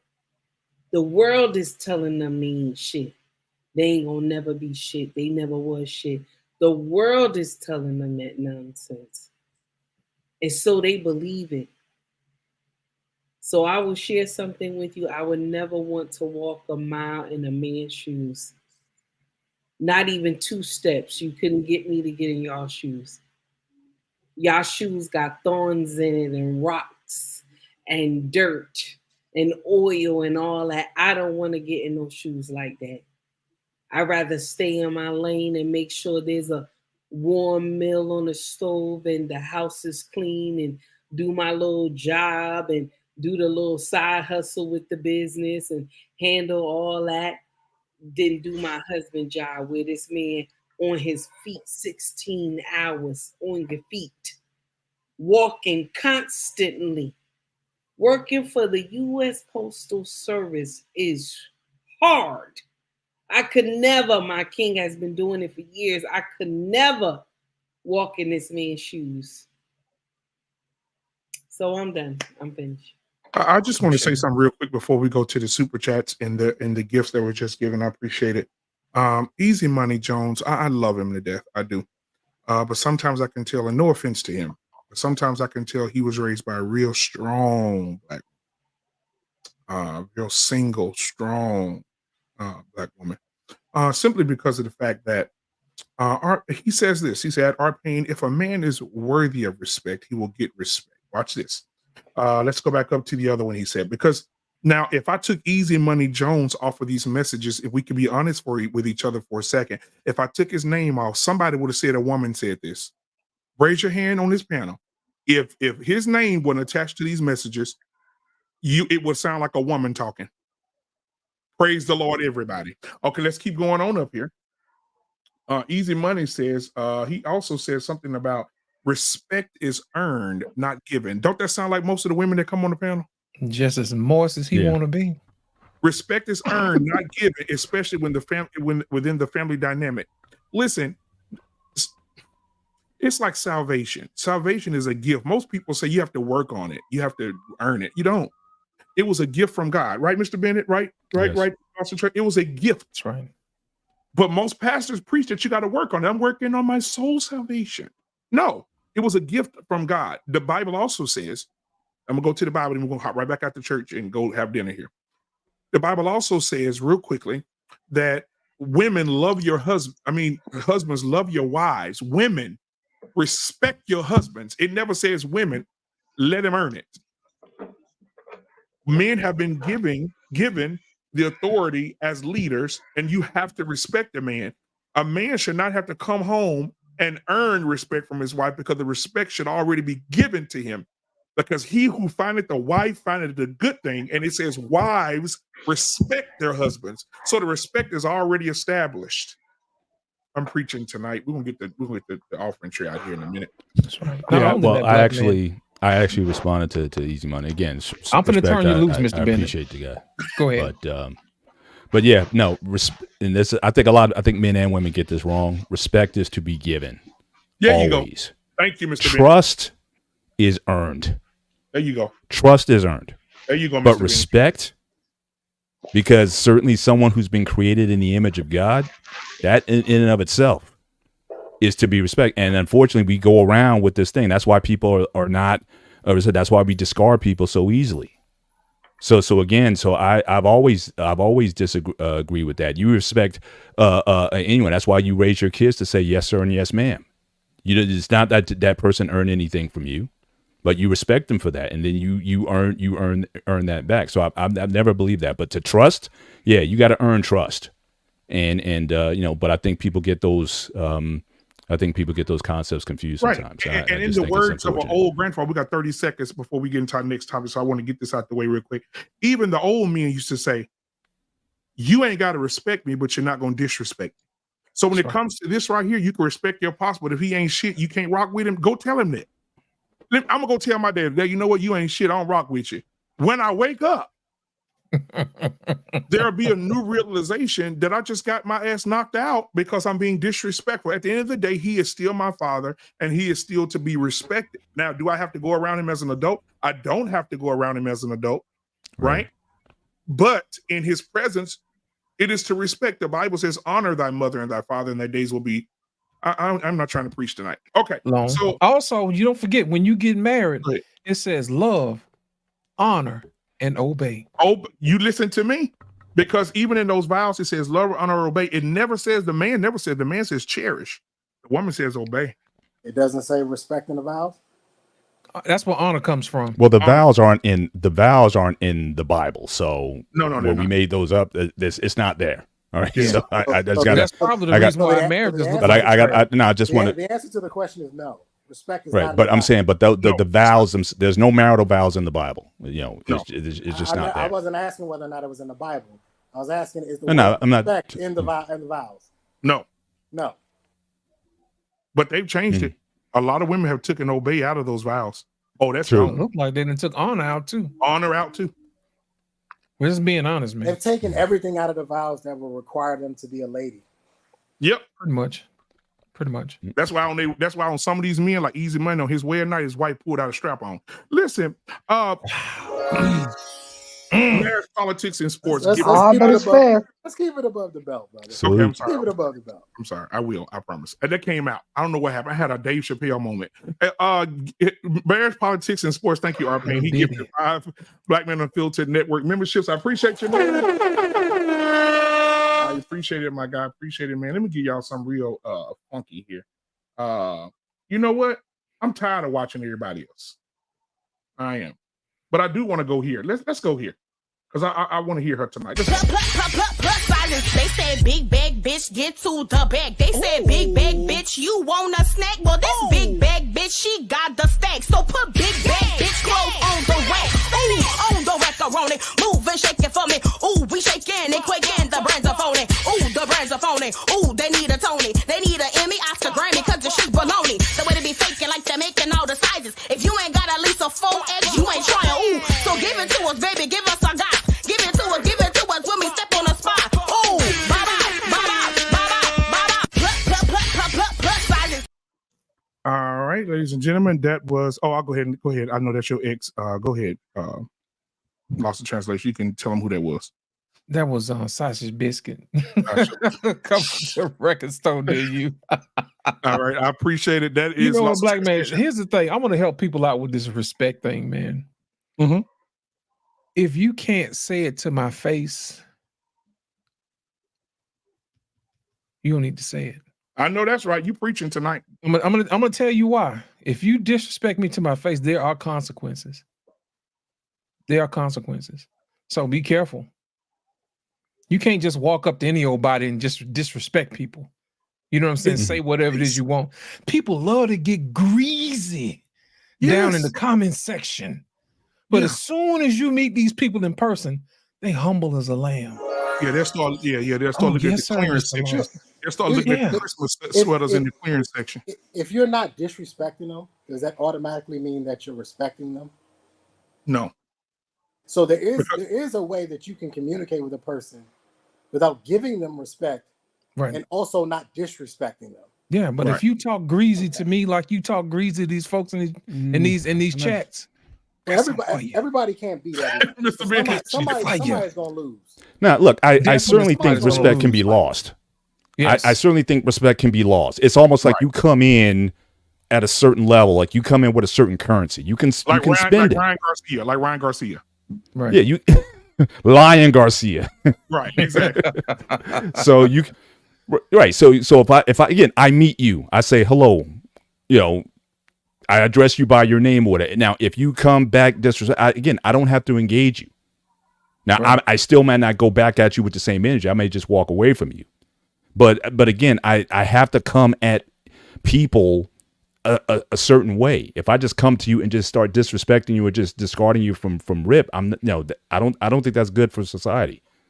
So I think that's why we teach our kids very early to respect elders, respect teachers and whatnot.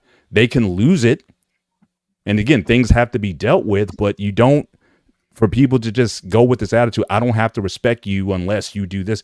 I mean, that's a terrible way to run a society that way. No, it's not. No, it's not. This respect thing is a very old school, archaic way of thinking. And it's the way that you guys have probably been raised. I was not raised to just give anybody respect. But it also didn't mean that, and that's why I asked the question, does it mean that I'm automatically disrespecting you? The answer to that question is no. I'm not disrespecting you by not respecting you. You have to give me something to respect. I don't just respect people just off rip. Now, can I be cordial with you? Can I be decent with you? Can I be a normal human being? Absolutely. I don't have to disrespect you. But being cordial, listen, Trey, but being cordial is being respectful. No, it's not. No, it's not. Why not? Because you didn't start out with something bad, right? That's your You belief. didn't start out with something bad, right? Nobody on these panels has done anything for me to respect you. That's how this works for me. That doesn't mean I have to be disrespectful to you, though. Right. But respect is earned. I've always been there. I need to do something. And that's why when you see, speaking of boxers and UFC fighters, at the end of the fight, what do they say? I respect them. What do you respect about them? I respect their ability to compete. They've done something to earn that respect. Now you know what? We're going around just handing out respect. Like, hey, did you get your respect today? Did you get your respect today? No, that's not how that works. Now I'm gonna jump down the rabbit hole real quick. We're gonna jump back up and go to this last video. Look at this. Now, my sister from another missus in the chat. I'm so glad she had. Wish she was on this panel tonight. She be hiding from us. I don't know. I'm gonna hunt our ass down. Wife School Podcast in the building tonight. She say Trey is right. Now listen, this rabbit hole. I'm about to jump down with my eyes closed. I hope my glasses fall off so I can't see, so I can get back up out of here. I think this. Okay, say for instance, I'm walking down the street, and Wife School Podcast is. I respect women. Okay, and I'm walking down the street, and I pass by Wife School, and a dude is telling Wife School, "You bitch! I'll bust your motherfucking head to the white meat hoe, motherfucker bitch." Well, I'm cordial. I don't know her. She ain't earned my respect. If he beat her ass or cuss her ass out, ain't got shit to do with me. I rest my case, Your Honor. All right, let's go to the last video. No, you didn't rest anything. That was terrible. You forgot me, BMU. Oh, I'm sorry, baby. That ain't terrible.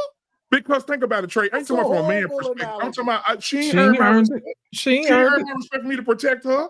She, I don't know you. Sir, that has nothing to do with respect. What you mean? You know what the issue is? Go ahead. A lot of you guys that were raised in the South. I miss you, Trey. A lot of you guys that were raised in the South. I miss y'all too, trust me. A lot of you guys that were raised in the South, or a lot of you guys that were that have like Southern upbringing, this is how you were taught. This is how you were taught. You were taught to respect everybody, especially those that had more societal, you know what I mean, like leverage over you, like they were older than you, your elders, your parents, or your aunts, uncles. That's the way you guys were raised. And I don't have a problem with it, but I think what happens is that we get to this point now where we have older people who, well, I'm older now, and you should just respect me. And it's like, well, No, that's not true, Trey. I never took it that way. Here's the thing, I Trey. never We took it that way. listen, we respect people like the wait staff. You know what I'm saying? People we don't have to. We just do it because it's cordial. You're supposed to respect other people. No, they've earned it. No, they haven't. They ain't brought me my. They haven't brought me my sweet tea yet. They're on the wait staff. You know what they do for a living. They hadn't done nothing. They haven't done That's nothing why you yet. respect it. They haven't done nothing yet. That'd be like me walking up to the waiter and punching them in the face. And say, "Hey, you didn't bring me my sweet tea fast enough." You respect wait staff because you've been to a restaurant before and you've Right. dealt with a waiter before, so you know what they Right. go through. That's why Right. you respect them. Right. They've earned it. We know What about- they do. Trey, what Just like about- we know what Trey, firefighters do. I know hold on a second. firefighters run into a burning building while everybody else is running out. Trey. I respect it. What about the police? They haven't earned my respect. Sure they have. No, they haven't. Sure they have. How? Lost in translation. Right now, there's a police officer on patrol, driving around in your neighborhood, and just because you can't see him or you didn't hear his sirens or his lights doesn't mean he's not working, sir. He earned it. How? Trust me, I did it for a living. He didn't do nothing for me. Yes, he did do it for you. How? He does it He for do nothing everybody. directly. He does it for everybody. in He his hasn't done patrol. anything He does- directly yes, for me. He does. He does it for everybody in his patrol. Are you afraid of these facts you're about to get? Just because he didn't say it specifically for Right. you, I'm doing this specifically for loss of Right. translation, doesn't mean he's not doing anything for you. He's But doing it for in- the area that he was assigned. And But trust in- me, if you called right now 911, he would show up. That's his job. Okay. Well, so That's if what it's you just said about the wait staff. It was his job, right? No. I'm saying that we understand what the wait staff does for a living. Just like Yeah. I understand what the police officer does for Right. a living. I Right. understand We what got a you, Bruce. firefighter does for a living. A Got you, doctor baby. does for a Right. living. I respect it because I know what they do. Right. I don't have Not to. about it just being their job. They don't have I don't to do have it. to. It's a volunteer job. They don't Yeah, have to I don't do it. have to. Well, then don't. But Exactly. That's my whole point in respect. It's earned. So if you don't feel as though that person has earned your respect, then don't respect them. Right. But the way y'all make it seem is that everybody gets respect. And Because that you it's don't know who gi- you're and that dealing it's with. given. The word you guys used was given. And it's Yes, not. respect is given, and it, at the same time, could be lost. No, I disagree. But It's earned. right, and I respect that. We disagree on it. But again, All right, but as far as that thing is being in the South, no, I think that's how you're. I'm born and raised in New Jersey. But again, from the teachers, the schools I went to, everything is like you respect those in authority. You respect those who have positions. Even a guy on the street, you don't disrespect them or what have you. I mean, there's just a level. There's levels that you start at. It's a human being. Now, again, can they do things that you lose respect for them? Yeah, absolutely. And definitely you don't earn any trust with anybody. If you lie to me, if you do things, oh yeah, I'm definitely not rocking with you, and I don't have to. All right, so we're gonna get Embrace the Grace in here. Then we got the last video of the night, and then we're gonna rock up out of here. Embrace the Grace. Talk to me. I know I sound like a broken record with this, but at the end of the day, respect is a learned behavior. And if we're not taught respect at a young age, you grow up to be a disrespectful person. But what a lot of women have to understand that love to a man equates respect. That's how a man feels loved, is by being respected. And the little things that you can do every day to show him love is by being respectful, by making sure his kids are being respectful to him. But again, if you don't grow up seeing this, if you don't grow up being taught this, I've always been taught to respect authority. I've always been taught to respect my elders. Anybody older than me, you show them respect until they give you a reason not to respect them. Some cops I don't like, Trey, but I respect them because of what they do and every day and come out here and protect us. But just because you wear the uniform, are we supposed to respect you? Because we know sometimes men and women that wear that uniform don't deserve respect. But I was always, you know, my father used to tell me, you don't have to like me, but you will respect me. So, and I tell people that all the time when I was coaching, when I was a manager. So I don't give a fuck if you don't like me. You don't have to like me, but you will respect me. And a lot of times we don't demand respect. We just take what we're given. And again, we don't set boundaries and we don't set standards for ourselves. I digress. My mic is muted. All right, let me play this last video, and then we're going to discuss this because this is what we're talking about tonight. She never loved you, Trey. She never loved him. She just was there for the money. Here we go. You said, looking back, I don't know that I was ever really in love with the man. Made me want to cry. Yeah. But I was in love with the idea of being married to the man I had a family with. I was in love with the idea of building a life together. Absolutely. I was in love with the partnership that I never got. I didn't experience partnership in a relationship until now. But, you know, Shaquille and I have a great relationship now. And beautiful children. And beautiful children. I would not change any part of my story, not one part of my story, no matter how depressed, how sad, how much of at the bottom I felt. I would not change one part of it because I feel like my reward is now. Like I am, you know. Who do y'all need to see that again? No, man, we good. We good, man. You on mute. You're right muted, now. Black Man. She's just a whore of Babylon. I just want to put that out there. She is horrible. And I told my wife this years ago. I said she was with that man, got that man last name, when made all that money. Before she got with Shaq, she was selling Payless shoes and onion rings at Sonic. So just, you know, she basically used that man for everything. But go ahead, Lost. Walk us through this one. Here's my thing. If you listen to what she says she respects the position of husband, but not the man. There are so many women who are in love with the idea of being in love. Yes. They're in the idea of being married. You see what I'm saying? And any old person would do. I had this conversation with a female friend of mine the other day. And I said, you really don't like this man. You don't know nothing he do. You don't even say what he do for you, what you do for him. All you do is bragging about what he do for you. You know what I'm saying? I said, that's how I know you ain't ready. You don't even know this dude. You know what I'm saying? And it's the same reason with Shawnee, man, in this particular situation. She was in love with the position of wife.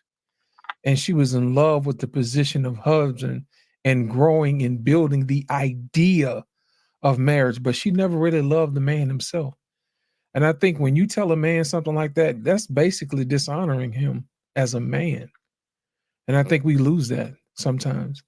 And that's a hard sell to try to sell a man on marriage when most of the time it's generally for, you know, provision and resources and all this other stuff. And you really don't care nothing about him. Men work extra hard for somebody who actually give a damn about them. But in this particular situation, if you try to sell marriage to somebody who after they see this, that's going to be a hard pill to swallow because you really don't know. Even if you ask them to their face, tonight we just said it's okay to lie. You know what I'm saying? It's all right. You know, just as long as you take care of your family or whatever. You know, it's like men don't know what to believe, man. And I think she did him a disservice when she dishonored Shaq. And in essence, I think she really dishonored her current husband too by saying something like that. And I'm going to leave it at that, man. Because all those years you were single, you said nothing. You wait till you get married to this pastor who is hushing people. You wait till you get married and then you write this memoir. You really didn't love Shaq, baby. You was popping them kids out like Pringle tops at a school picnic. And you knew those children were investments. You knew that. Trey, come on, man. Just come on. I want you to come out now. Trey, before you start, I'll make sure I don't want the new Trey. Okay?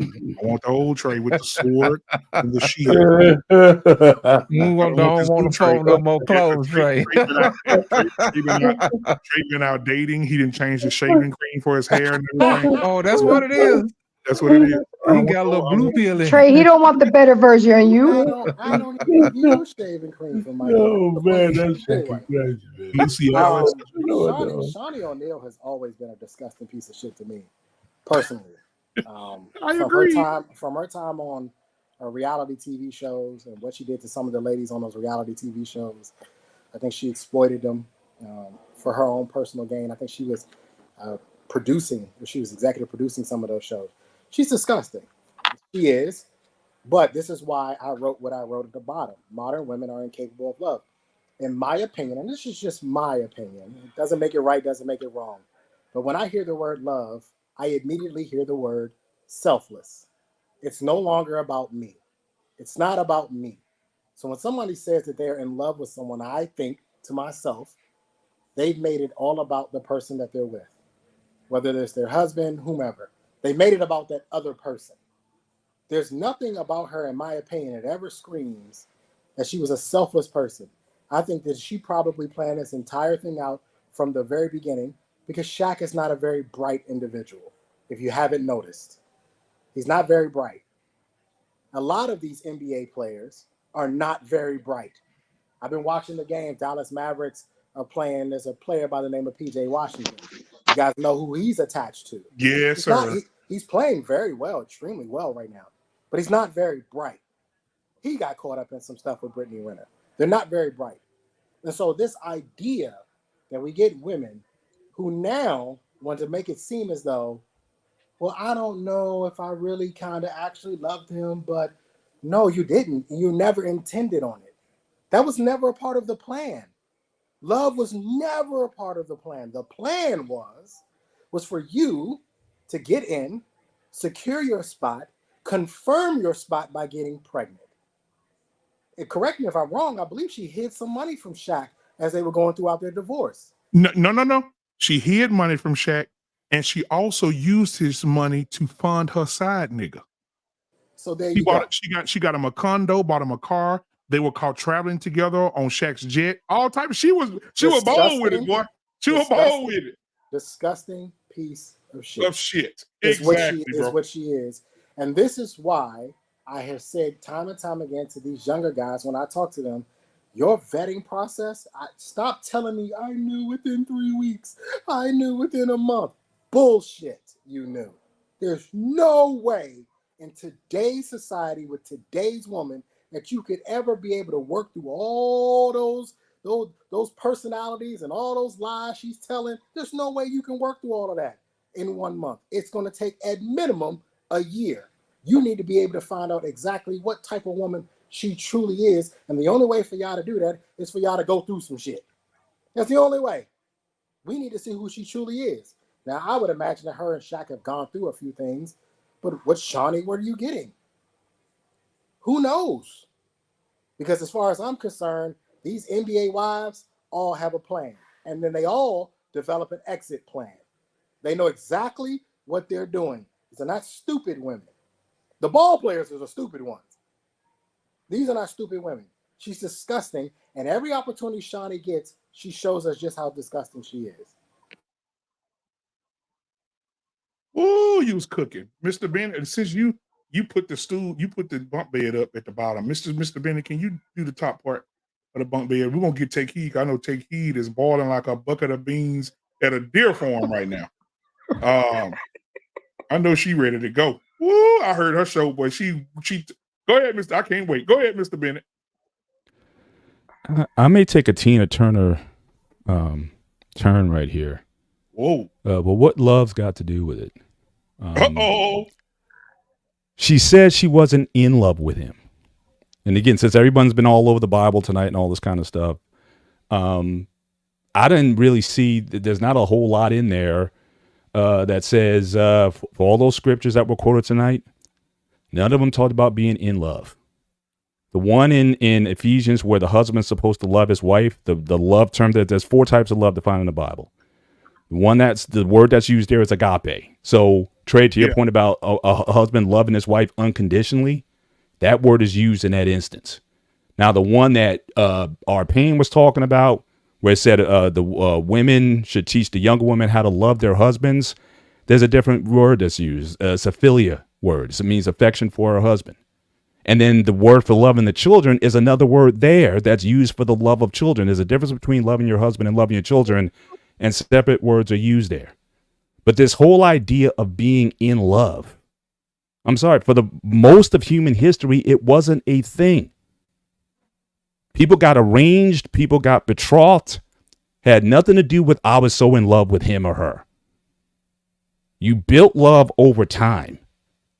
But in the last couple hundred years, we made this thing of I got to be in love with somebody, the ultimate. If you're not in love with me, it's like, oh my gosh, I can't function, where most of human history has functioned off of marriage being an arrangement. You know, yes, I love you. I take care of you unconditionally. You respect me as a man. And most people are okay with that. But I think due to advertising, due to De Beers and all these marketing campaigns and the songs that we listen to, that this love thing, you got to be on cloud nine or head over heels for somebody. And I just don't think that over a stretch of a marriage, you're not going to be in that state all the time. So the fact that she says she wasn't in love with him, that didn't really bother me too much as it did other people. But did she respect him? And it seems like from her actions, from what's been described, she didn't respect him. And ultimately, and certainly that will wreck a marriage when you don't respect somebody. But this idea of being in love, I think it's overly used. I don't need my wife to tell me every day how much she loves me. But her respect for me every day, yeah, that's essential. Like Embrace was saying, you know, respect for us is more desired, I think, over just the emotional attachment and the babies and the, you know, all that kind of stuff. Now, respect me every day is going to, you know, and every once in a while you want to drop the I love you in there, do something special, nice, all the nice platitudes and whatnot. That's fine. But that's just the fuel that I run on, and I think a lot of men run on. So why are men all of a sudden now broken up because a woman says she's not in love with you? Yeah, maybe she might be there because it's a practical reason to be married to you because you take care of stuff. Maybe that's the reason. But all that for all this time over human history, that was enough. And now we're saying she has to be in love with us. I mean, I don't know if it's for the better or for the worse. I don't know, but I just know that certainly in the Bible, most of them, you got the Songs of Solomon, and that's a different type of love right there. Songs of Solomon, that's eros, that's erotic, sexual love. And even that you're not going to have all the time. So, you know, I think if we're going to talk about the concept of the idea of love, understand what type of love that we're talking about. And really it's the love that really gets you through day to day versus trying to live on, it's like trying to live on candy and chocolates all the time. But now sometimes you need your broccoli and your chicken breast and your healthy food. That's what's going to give you longevity. The occasional sweet, the going out every once in a while, yeah, that's great. But, you know, I just think people are just kind of over blowing this. But yeah, she did some things that was untrustworthy. And he admits he wasn't no two shakes either. And yeah, so the marriage didn't last because I don't think neither one respected one another in that instance. But you know, I just see it, you know, a little bit different. The in love thing, I think it's played out. I honestly do. Now, Mr. Bennett, according to Mr. Payne, who's going next, you got to fill that cup up. They got to feel love all the time. No, I never said that. You're a goddamn liar, Payne. You sit here tonight and lie, goddamn it now. You know I what you say. didn't say that. Arbor, what'd you say? Well, I didn't say that. Listen, this is what you said. I'm gonna tell you what you said. You mean to tell me you guys don't fucking fill up your fucking cup? What kind of shit is this? Hold on. I didn't say that means, that's not the same thing as you got to be in love all the time. Well, let me just go ahead and say what I got to say without you prejudicing the goddamn jury pool. How about that? How about we do that? That's right, Arcane. Listen, first of all, even in the Bible, you know, Mr. Bennett, you can answer this one. When it says husbands love your wives, what kind of love do you think God is asking? I told you. It's the word is agape, which is the unconditional. That's like the God type of love. You love unconditionally. So God asks us to love our wives unconditionally, regardless of what they give back to us. Is that what you're saying? I'm saying that's what the word said. You can take Okay, it. okay. No, let's go with that. Let's go with that. See, because I hear what you're saying. I don't disagree with what you're saying, but it's not the fact that she said I that do. well, hold on. Let me finish. It's not the fact that she said she never was in love with him. It's the fact that here's a man who took a woman who was given a box for chicken dinners and turkey steaks and shit like that, and took her off the streets and gave her a life that 1% of women will ever fucking get. And even if she believed what she just said, she should have kept that shit to herself, period. And that's why she's getting flack. Who gives a shit whether she was in love with him or not? I mean, listen, even if he was a philanderer, every goddamn woman who marries an NBA player knows that he's sticking his dick in other women. Stop. Stop. I mean, let's not act like she's some kind of fucking innocent chick out there. And, so she gave him babies. And so she could solidify her hold on the money. He adopted her first son. And all the shit that he did for her, he didn't deserve her to come out and say that bullshit so she could sell a book. She's been using his name for years. When is a man, listen, if for nothing else, let me go out in peace. You don't have to love me no more. You don't even have to even love me anymore. Don't tell me you respect me after you saying some shit like that. Using my name to make yourself rich and all that shit. And then I got to hear you say in front of me and all our goddamn children that you never loved me. You never was in love with me. Why? She's selfish as all fucking hell, man. And she deserves everything she's getting. And she came out and tried to clean it up. Is and make this it our work. pain? Yeah. Is this you tonight? Let him cook. Let him cook. Why you expect anything? Let different? him cook. Let him cook now. I'm in a state of shock. Hey, he cooking, ain't he? He cooking, ain't he? Yeah, all I'm just saying, man, that's why most men are mad at her. It's not because she was never in love with him or not. It's why she did it and when she did it. And she needs to deserve all the shit. Here's another problem. I can't stand all these goddamn talk shows that give these people, these women, these softball goddamn fucking interviews and never say anything. I mean, she's sitting down across from a woman and said, wait a minute. Why would you choose this time to say some shit like that about your husband? Or even with fucking Tia Mowry, the bitch, if you sit down here telling me I'm gonna leave my vows, fuck those kids and everybody because I'm not happy, and nobody said to her, hey Tia, what the fuck are you talking about? Nobody still hasn't said that shit to her, man. What are you talking about? I mean, what the fuck is going on? And then in the backdrop, we find out that the Department of Homeland Defense has a fucking book of men in the manosphere that they put on a hate list. Did you hear what I said? Right? So it's just speaking out for men. That shit's dangerous. And I don't want to go too far in politics, but I mean, all this shit is connected to me. And, Bill Gates' wife just left the foundation, got $12 billion to propel women above men. That's what she's going to use it for. And just same like, so there's a lot of cabal shit going on, man. I'm telling you, we were just sitting down here as men, fat, dumb, and happy because we get a little ass once in a while. I'm telling you, man, if we don't get our shit together, we're going to be. Can you imagine us running a world filled with emotional women at the top? Holy shit, man. That's it, man. I'm done, man. Hey, man, I got into you tonight. Hey, black man, can I say? I know you're gonna let the ladies go. Yeah. I want to address something real quick. These celebrities and these athletes, when these women come into their lives, let's be very clear about something. They were never number one to begin with. Exactly. They were never in the number one spot to begin with. So this idea that, he wasn't faithful in the marriage, he wasn't faithful before. And she knew it. And you knew it. And you got with him anyway. You married him anyway. He was cheating on you before y'all got married. And somehow he's supposed to flip some sort of light switch. And now all of a sudden he's a faithful man. Get the fuck out of here. Stop it.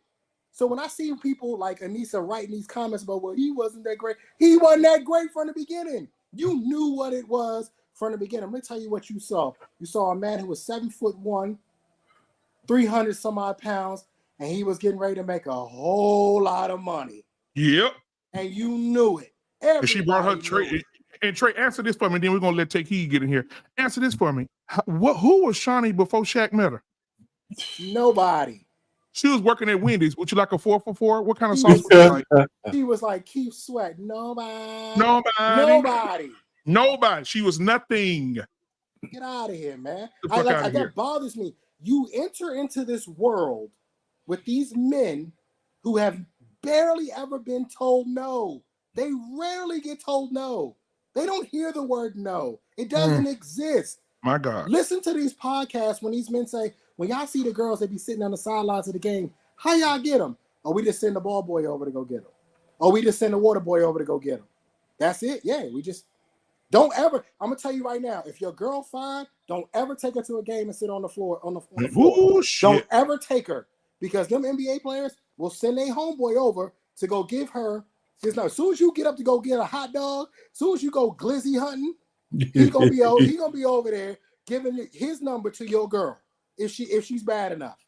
They peeping her in warm-ups. While they warming up, they peeping all the talent that's around on the floor seat. They already know what time it is. You signed up for this nonsense. Stop trying to make it seem like you're innocent and you're the victim now. Oh, he did this. You knew what time it was. Yep. And Trey, let me say this, Trey, and then we're gonna let Take Heed cook. I have a cousin. Look him up right now. His name is Richard Murphy. Used to play for the Jaguars, NFL. Played one season, blew his knee out, went home forever. Right?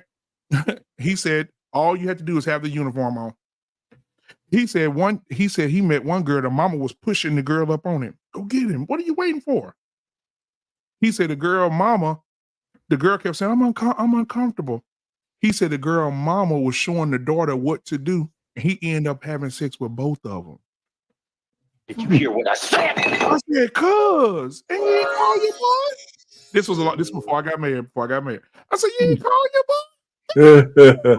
I could help you with the mama. But yeah, he said the mama came in and giving him, hey, baby, look, this is how you do it.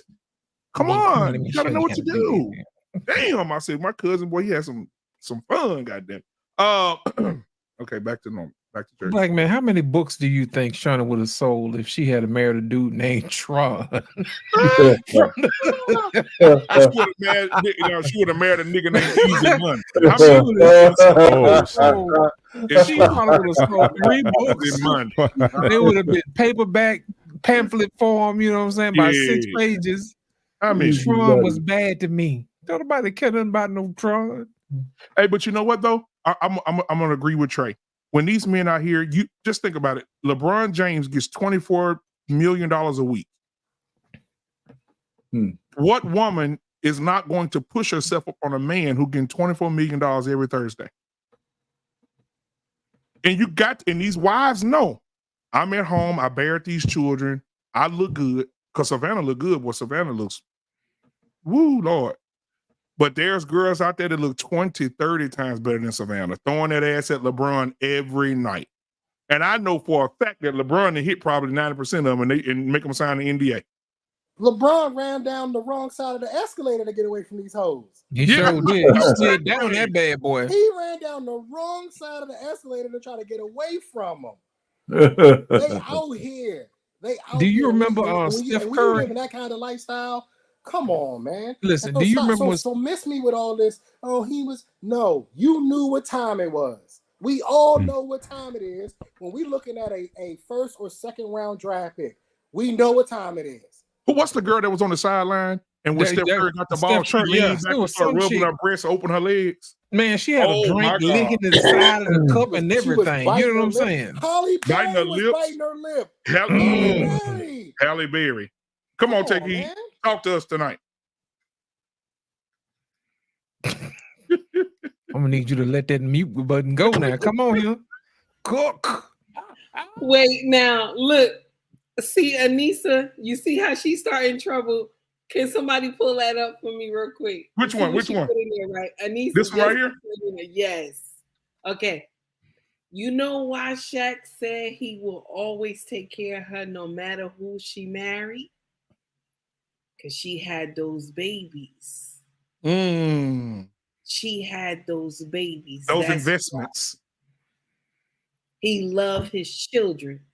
Even the child that he had when he was young, that girl is in his business. He loved his kids. He loved his offspring. That's why he said he don't care. You want to know why? Because he want them children to know that daddy always gonna do right. Yeah. Daddy always gonna do right no matter what. And I'm gonna share something with you. It's a little guilt trip too. Because he felt in his heart at the time when he came on social media, he said that Shawnee was a good wife. She did everything she was supposed to do.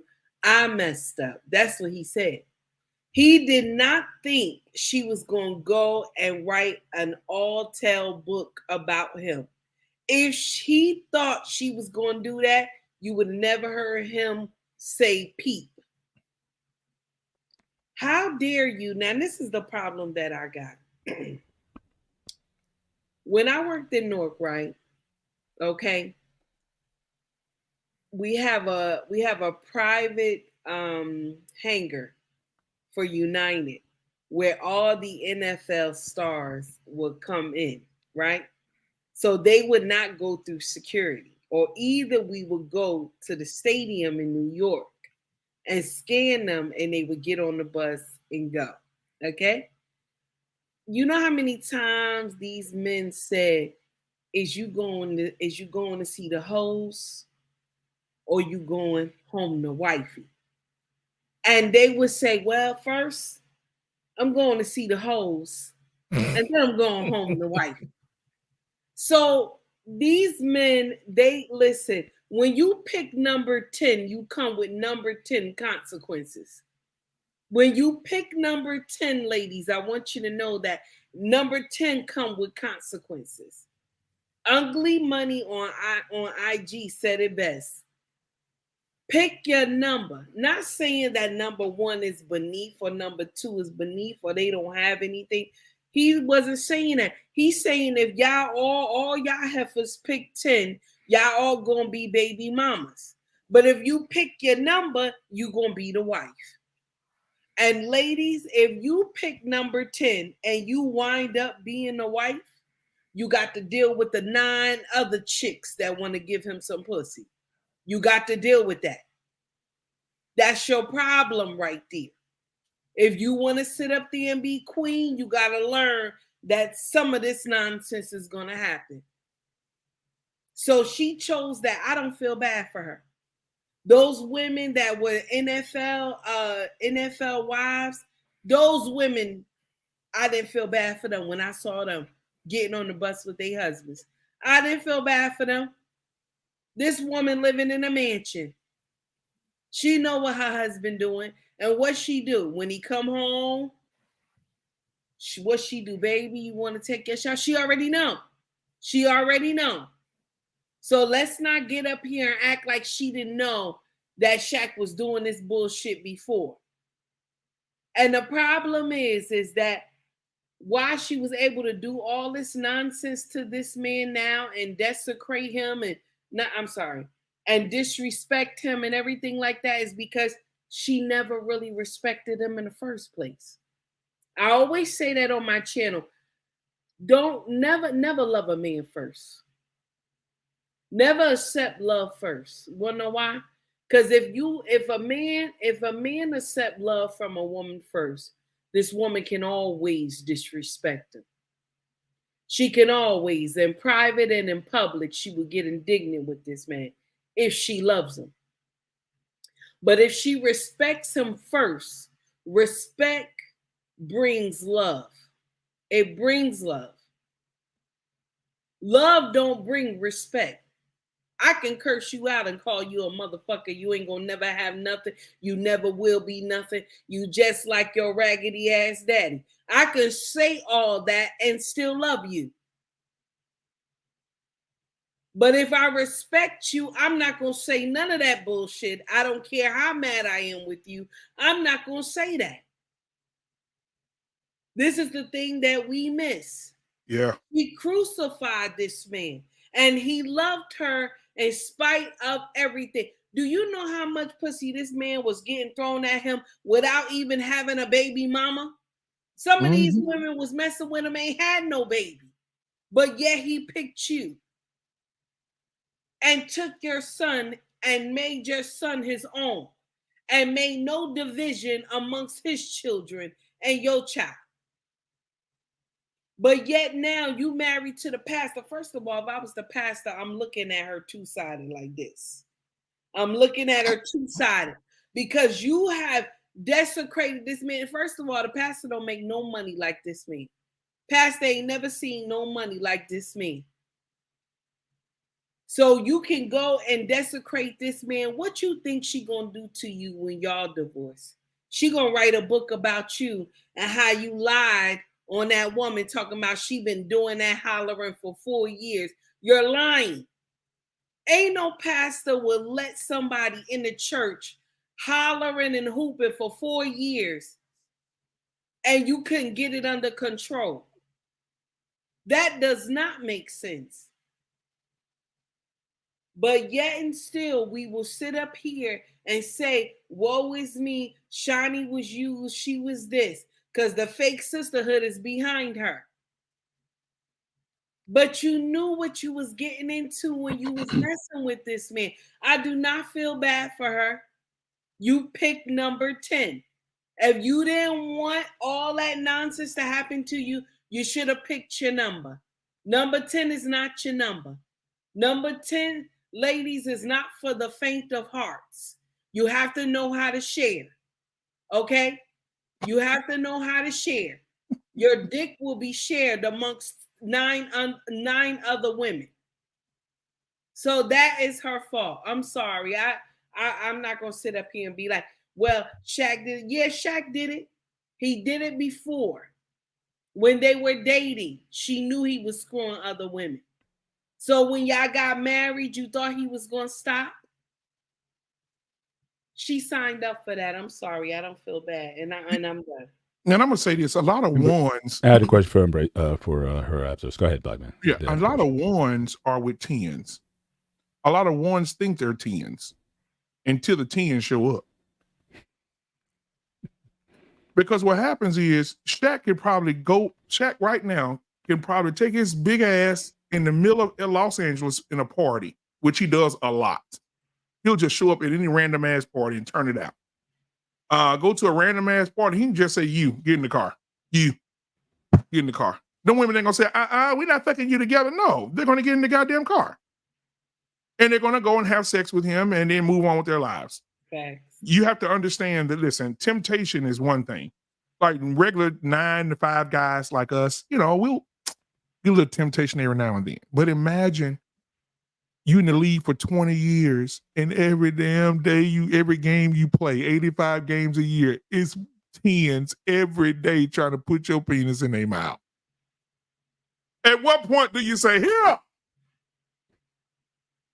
I don't know, no man can sustain that. Mr. Bennett, could you sustain it, Mr. Bennett, right now? If you was Mr. Bennett, if you was the I have no idea, but that's actually the question I have to take heed. Do you think that it is inevitable for a man of that means, whether he be a businessman, player, or whatever, if your husband, as great as he is, tomorrow became a multi-millionaire and people knew he was a multi-millionaire, could you keep him from those temptations of going astray elsewhere? Or is it just, should women, if that's the type of man you want, a man with means, should you just accept that could come with it and you bear the consequences if you decide to go that route?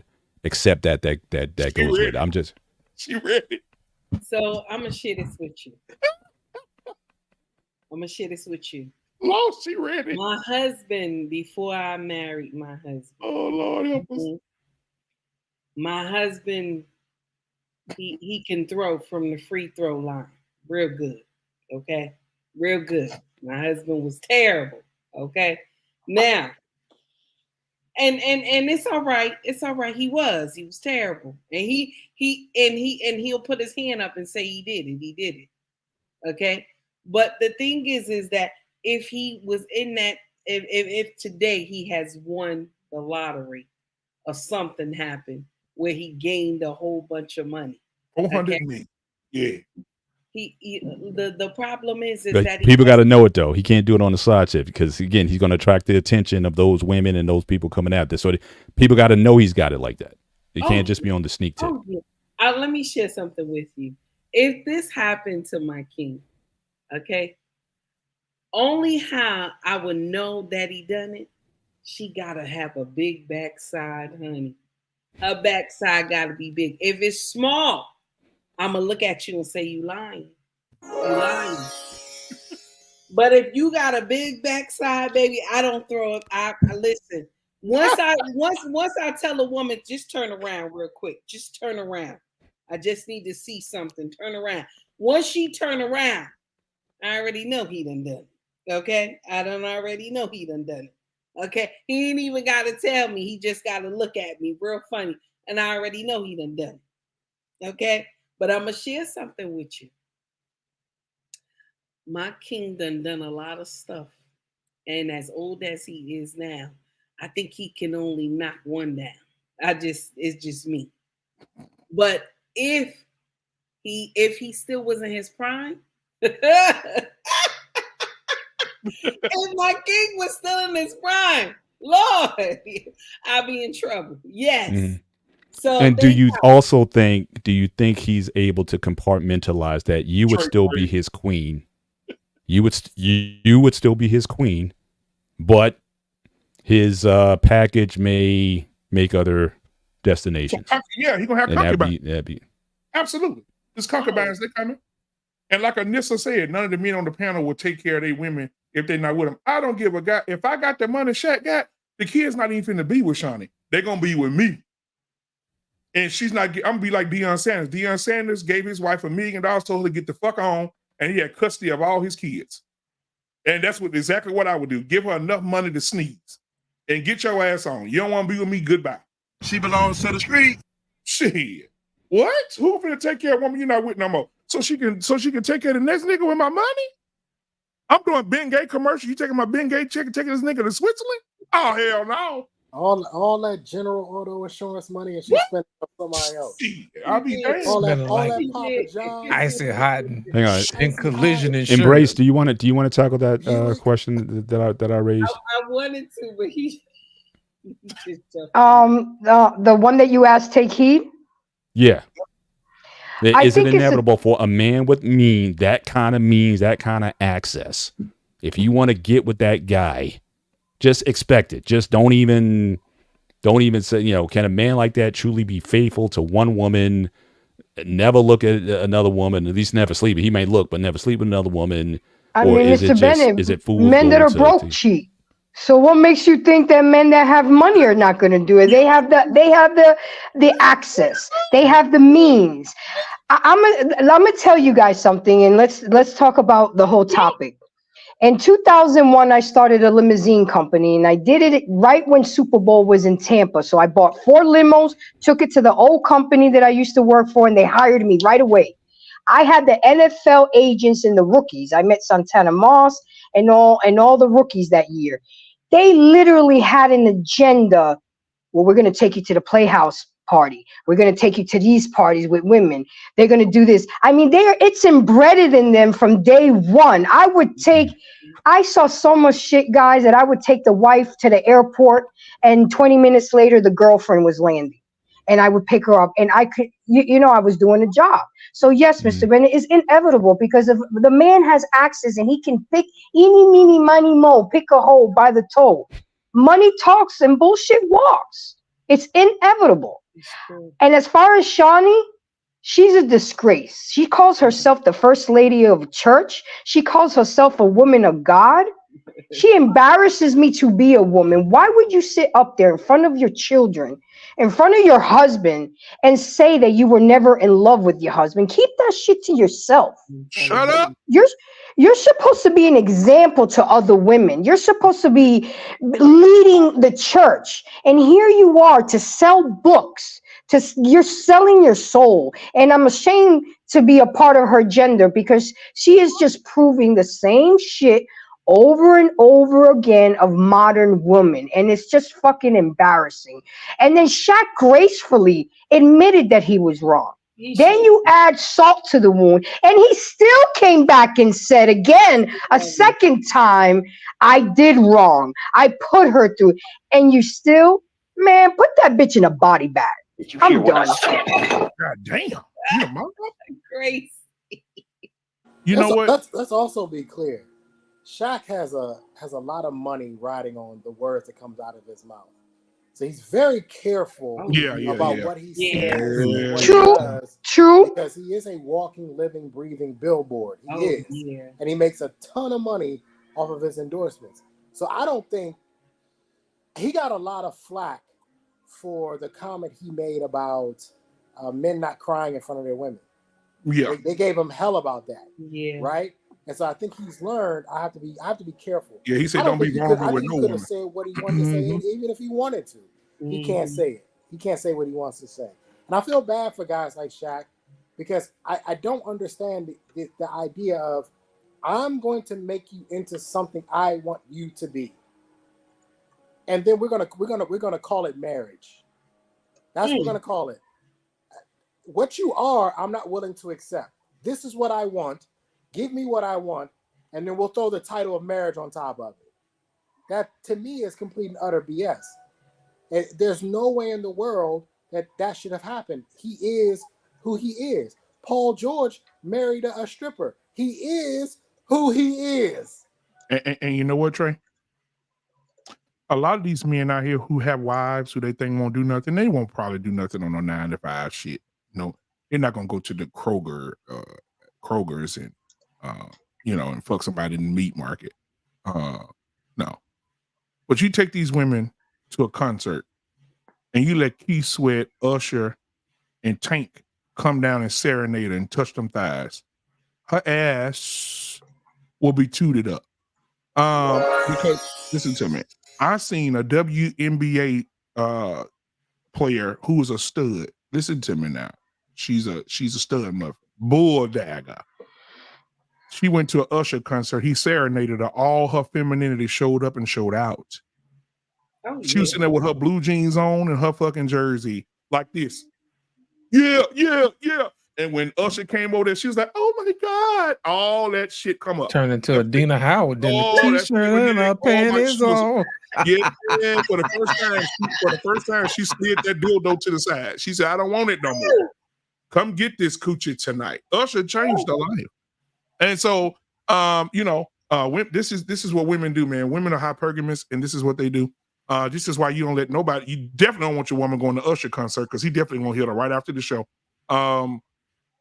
Tank and all these other. No, it depends on what kind of woman you got. If you have a Winnie Harlow, you all right. Yeah. Because back in the day, like take Ron Isley back in the day, R-Pain, and Ron Isley come out and look at your wife and say, "La da da da." Next thing you know, R-Pain in the car by himself. His wife said, "I'll see you in the morning." Yeah, R-Pain, wake your motherfucking ass up. You hear me? He gonna say, R-Pain, can you hear me? Hey, R-Pain, would you fight Ron Isley? Would you fight Ron Isley? He walked up to your wife and He said, probably beat Ron Isley ass, man. No, that's why I'm trying to grow a beard like him. That's why I'm trying to grow a beard just like him, so I wouldn't worry about it. So hold on. First of all, listen, man, we're gonna throw down, man. First, my wife would never be in a position for one of these assholes to be trying to woo her. I can tell you that right now. Oh, R-Pain, shut up. Because if y'all go to a Ron Isley concert, he come down and say, "Making love between." Not if we're in the balcony. Not if we're in the balcony. Shit, your wife gonna be just like it was on 5 Heartbeats. R-Pain didn't do that. They need to clean up in aisle 5 with that with Chicken of 5 Heartbeats. Now, Mr. Bennett, I'm gonna say something to Mr. Bennett. Mr. Bennett, you go out with your wife, y'all having a good time, and he's ready. Look at him, he's ready. Ron Isley, walk up to your wife. "You're contagious, touch me, baby. Give me what you got." La da da da. Your wife said, "Oh." And he grabbed her by the hand to pull up on stage. "Mr. Bennett, what's happening next? You gonna beat Ron Isley ass up?" He gonna show him that picture from the last thing they do when he was at the Tell bar. the truth, Mr. Bennett. She may be going home alone. Well, I'll be going home alone, I guess, but I don't know. That's so funny. Mr. Bennett telling the fucking truth. You hear me? Mr. Bennett he gonna be on the news. We're here live at the stadium where allegedly Ron Isley was thrown 5 feet down to the floor by one Paul Bennett. He suffered one broken hip and ego and pride. hey, black man, I was dating this girl one time, and I got her a gift. She wanted to go see Trey Songz. Oh, I got her tickets to go see Trey Songz, so her and one of her girlfriends to go see Trey Songz. The girlfriend backed out for whatever reason, and she's like, "Well, do you want to go?" Now my dumb ass thinking, it can't be that bad. It can't be that bad. Listen to me, bruh. This fool almost started a riot in Philadelphia, bro. I was stationed in New Jersey at the time. These girls was clawing at the security guys. Like, they couldn't hold them. It was honestly, Trey was the guy who was like, yo, y'all got to chill. Because the security was getting ready to tell him, shut this shit down. These women were losing their minds. And every time he started a new song, they were having less and less clothes on. They were just getting ass naked in the crowd. And I was like, this is insane. This is insane. But I should have known better, because one time we did a co-ed stripper party. And I realized, and the men went first, and we had the women up there. The women did their little thing, right? And then the girls went and the guys. And I had to go get a drink. And I kind of peeped into the room like, I wonder what they doing in there. They were doing a whole lot of shit that we wasn't doing, I tell you that much. Exactly. Women are man. Take heed. Y'all keep trusting these women. Now take heed. I'm gonna ask you a question. You go to a concert with your husband, and you seen I just want to, by show of hands, anybody seen Janet Jackson's concerts? I've been to one. Yeah. She'll take your man out the audience, tie him down, and play with his dick in front of everybody. Listen. Take heed. You sitting there in the audience with your husband. And Janet say, come here, you right there, come on. He go on stage, she strap your husband to that chair and throw that damn thing on him and pull it and grab that penis and stroke it a little bit. Take heed, what's gonna happen? Are you gonna be on the news? Okay, You gonna be Janet ass? So first, I'm going to say this. I'm going to say this first. You took the glasses off, so it's over. You gonna beat up Penny? I'm gonna say this first. I'm very fresh. Okay, I just want you to know this.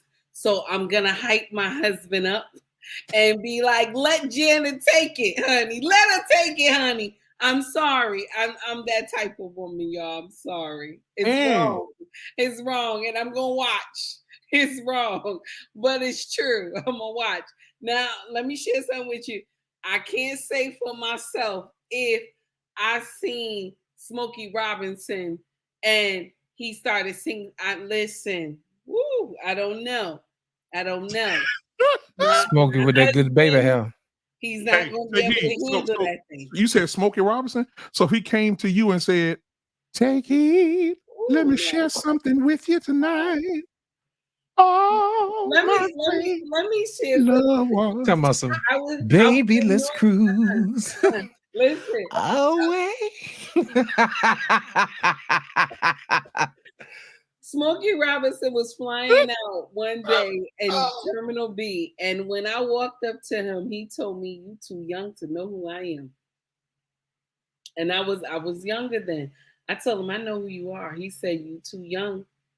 And he was tall. I didn't even know Smokey was like that. He's very tall man. And I walked up to him. He said, you too young to know who I am. I said, I know who you are. I know who you are, and you smell so good. And I'm just like 2 feet from you. And he just talked to me. He said, sweetie, what you want from me? I said, can I get your autograph? That's what I said. And I almost lost my mind. Mind you, I was in a gray business suit with a skirt on. I had on some heels, okay? And I at the time I was the supervisor for the security department in Terminal B. And I almost lost my mind. I almost lost my mind. And I don't get excited when I see stars. I do not have seen many of them. But when I seen Smokey, I had lost my mind.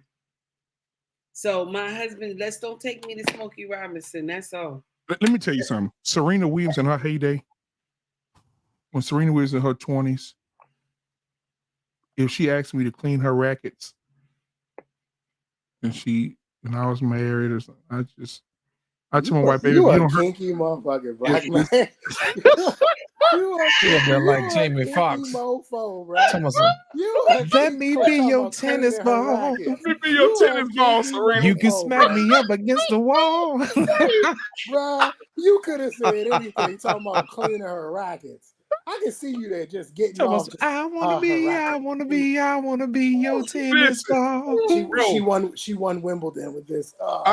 Oh yeah, man. I don't know what I would do if Janet put me on stage and started rubbing up between the crotch of my crotch. I'd probably tell her, let me loose so I can show it to you. I just, she's real seductive with it too. She kissing the neck and just, ooh, shit. That's tough. That's tough. I would say, Lord, I'll be right back. And that's Velvet Rope Janet too. Good. Ooh, shit. Oh my. I think the only man who ain't never turned, the only man that ever turned Janet down was Bill Bellamy. And I think he was sweating when he did it. Yeah, man. God dang. Can you imagine who was fine back in the day for our Payne? Who was fine back in the day? Pam Grier. What can you imagine Pam Grier walking up to you, our Payne, in your 20s? And Dorothy.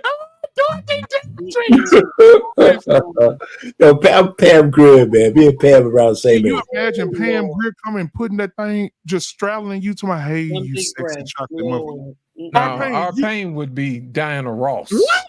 Yes, Diana Ross. She's too skinny, man. Nah, you get you. Nah, she's too skinny. Some of them is you know what? To tell you the truth, though, man, I might have ran through the Pointer Sisters, though. He said the Pointer Sisters. All of them? Not just one. Not just one, all of them. Oh, three All of them. All of them. Oh, trio. So take heed. Let me ask you a question. So if Smokey Robinson would have just, you 2 feet away, you say you smell good. He said, come a little closer. And he picked you up and kissed you on the neck. What would have happened? I wasn't married at the time. I'm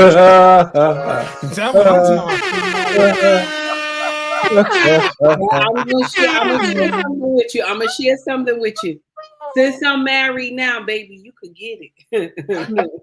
I don't allow nobody to touch me. You can get it. I don't care how famous you are, because I love my king. You can get it. You can get it. And my loyalty is too much. You could get it. I don't care who you are. Smokey gonna get the 2-piece. Listen. So Trey, what do you do in that situation, though, Trey? Like if you took your girl out and Trey Songz came down and said, "I can't help but wait till you came back." Honestly, man, I remember when Kiki and the whole Usher thing was going on. I don't get wrapped up in that shit, to be honest. I'm being if it was honest your with girl, you good with it? I'm gonna let her have her moment. You know why? Because the odds of her bump. Now listen, if this is a reoccurring thing, then I'm gonna have to leave her where she stands, right? But the odds of her bumping into a Trey Songz again and again, and it's risky. It's risky because these mofos are sneaky. Right, they'll slide her DMs, they slide their number. They sneaky. They know what they're doing. Exactly. So it is extremely risky. I'm not denying that, but I'm gonna let her have her moment because I want to let you know something. You better let me have my moment if I ever meet Bernice. If Bernice come around me, you better let me have my moment. So I'm gonna let you have your moment. I'm gonna let you have your moment because the odds are more than likely you're never gonna see this man again. But here's my problem with y'all women, Grace, and take heed. Let me tell you my problem with y'all women. Y'all don't let shit go. Right? You meet your Smokey, and then you thinking about Smokey all the time.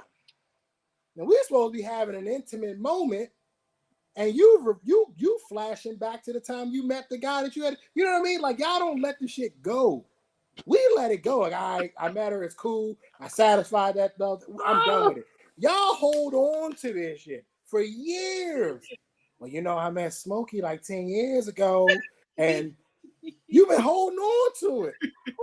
I mean, those are exciting moments. Do you know how many celebrities I met during the limit? Having it got so normal to me that I just wasn't starstruck anymore. I had DMX, I had Nas. I mean, you get starstruck, but at some time or another, you realize they're human just like you. They got to put their pants on one leg at a time. Some of them are assholes. So, like Jerry Rice, he's a fucking arrogant fuck. Hey, okay? There will be no goat slander here. No, well, yeah, but his character sucks. And Anissa, the reason she didn't come tonight, I know she probably think that, you know, she knew that we were going to be talking about this because the rumor has it, all right, that Anissa has a sex tape with Luther Vandross.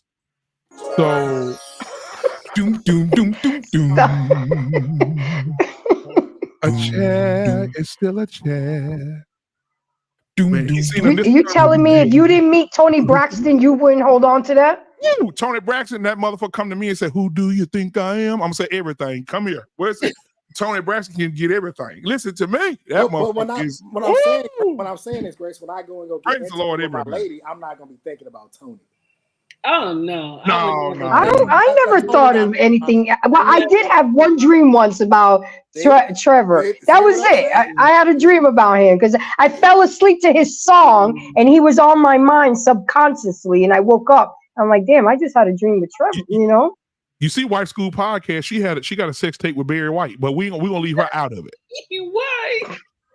You better stop putting shit out here. We're gonna leave her out of it. But Anissa got one with Luther Vandross right before he transitioned. But yeah, I just Jesus. Which transition? You know what? I'm not gonna do that. What is going on? Yeah. Right in the middle of it, he said, I don't want no pussy. Anissa changed that man to me, and that's a damn Anissa. Were y'all Barry White fans? Were you a Barry White fan? I love Barry White.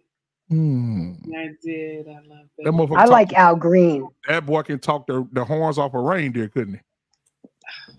That music come on, da-da, babe. When he do that, it's over.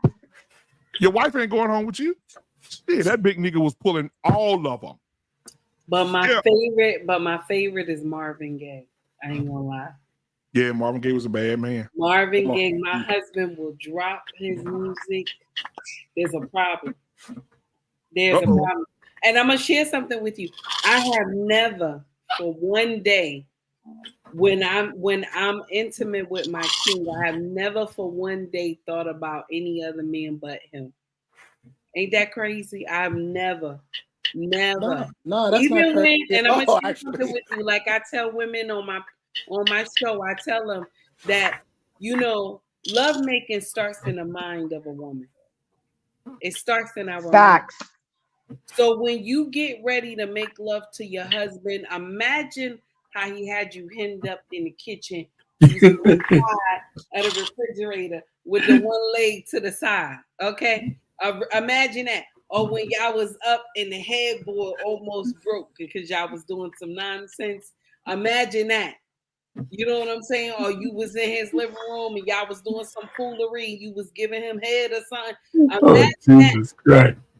So now, when y'all doing it, you already ready. You already ready. Yeah, pull that head forward and have them legs way back there. Rock that ass to death. Listen. That's what I tell women on my channel. All you got to do is imagine in your mind. You gonna be folding them up like a lawn chair, Trey? It works. I'm a virgin, sir. Oh, okay. Virgin Airlines. That's so funny. Oh my God. Oh man, lost in translation. You know if Vanessa Williams wanted to give you that ass, you taking it. Stop. Oh yeah. Which one? Light skin Vanessa or dark skin Vanessa? No, light skin in her prime too with them blue eyes. Good God Almighty. Woo! Shit. After she sang you a song. Oh my God. Lost, you gonna say the best for last, my brother? I am not meant to be alone. From this house into a home where I climb the stairs and turn the key still be there, saying that you're still in love.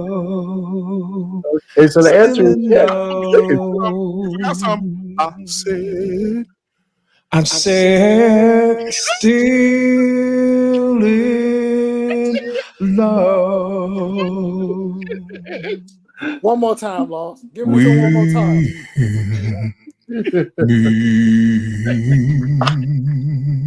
Yeah. Are you gonna be in love with me? Damn it, man. It is driving me crazy to think that my baby wouldn't be still in love with Lost in me. translation. Hold on. We forgot somebody, goddammit. Take heed. Teddy Pendergrass. He said, "You right there. Turn off the lights and light a candle." Take heed. Say, "Hold on, just a minute. What a matches at?" Y'all know it. Shit, Teddy P got more ass than a toilet seat. Let's stop talking. Let's stop the cap. He got some ass. Well, you know, when he had the wreck, it was somebody else in the car with him. Skirt and the dick was in the car with him. He was set up. He was set up. He was set up. Okay. He was set up. Yeah. They pulled that girl out the car. They said, "Ma'am," and the dick come from under the skirt. He was set up. Y'all know he was set up. He was set up. Damn. They don't call it Holly weird for nothing. Be a black man. Man, he tried to push her ass out the car and had a wreck, probably. Man, but yeah, man, boy, woo, y'all got me over here in tears, boy. Y'all crazy. I just envisioned Ron Isley taking your wife, Arpain. That's a shame. No, well, get that thought out of your head. Ron Isley ain't getting in that ass. Hey, you know what? What the fuck happened to Ron? Because he looked like a Smurf about 10 years ago. And that motherfucker, man, you think he had surgery or something? That motherfucker clean as a motherfucker. You see him thinking? Motherfucker like he's 35 years old. Yeah, and he got a 10-year-old son. And motherfucker 80 years old. He got a 10-year-old son? Wow. A 10-year-old son. Still slaying. Robert De Niro, goddamn 83 years old, got a goddamn newborn. Yep, Al Pacino too. Al Pacino got a newborn too. They slanging that dick, boy. Hey, Pop goes to Weezer because the Weezer go Pop. You know them Italians. Hold on, but how many 80-year-old women having babies? See, this is what we need to talk about. Them 80-year-old women, come on now. Did you hear what I said? Yeah, them men still throwing that seed. And they getting them young too. Mm-hmm. They getting them young. I mean, these girls Robert De Niro 20s, wife, early 30s. Yeah, Robert De Niro's 30. Yeah. Al Pacino's girls like 35, 34. Mm-hmm. Yeah. They slanging that meat. Dang. I told you don't stop. When I have breakfast, black man, with these old veterans, these dudes be in their 80s, and all they talk about is getting ass every morning. That's all they talk about every morning. You don't know when your last piece coming through. They on date naps, they traveling. They out here. These dudes like 84, 87 years old. One dude was like, I swear this is what he said. He was like, I've been waiting on my wife to die for 5 years. So I can get back out here. His wife finally died. He out here, he in these streets. They in the 80s, black man. 80s. Filling prescriptions. Listen, they Cialis, they Blue Chew, they Viagra, they doing whatever they got. They popping honey packs. They doing whatever they gotta do. My man, he hit me up and he texted me. He said, "Look," he said, if you don't see me Friday morning, that means I'm still in Pennsylvania." I said, "Well, damn." He said, "If you don't see me Saturday morning," he said, "send an ambulance. I'm probably dead."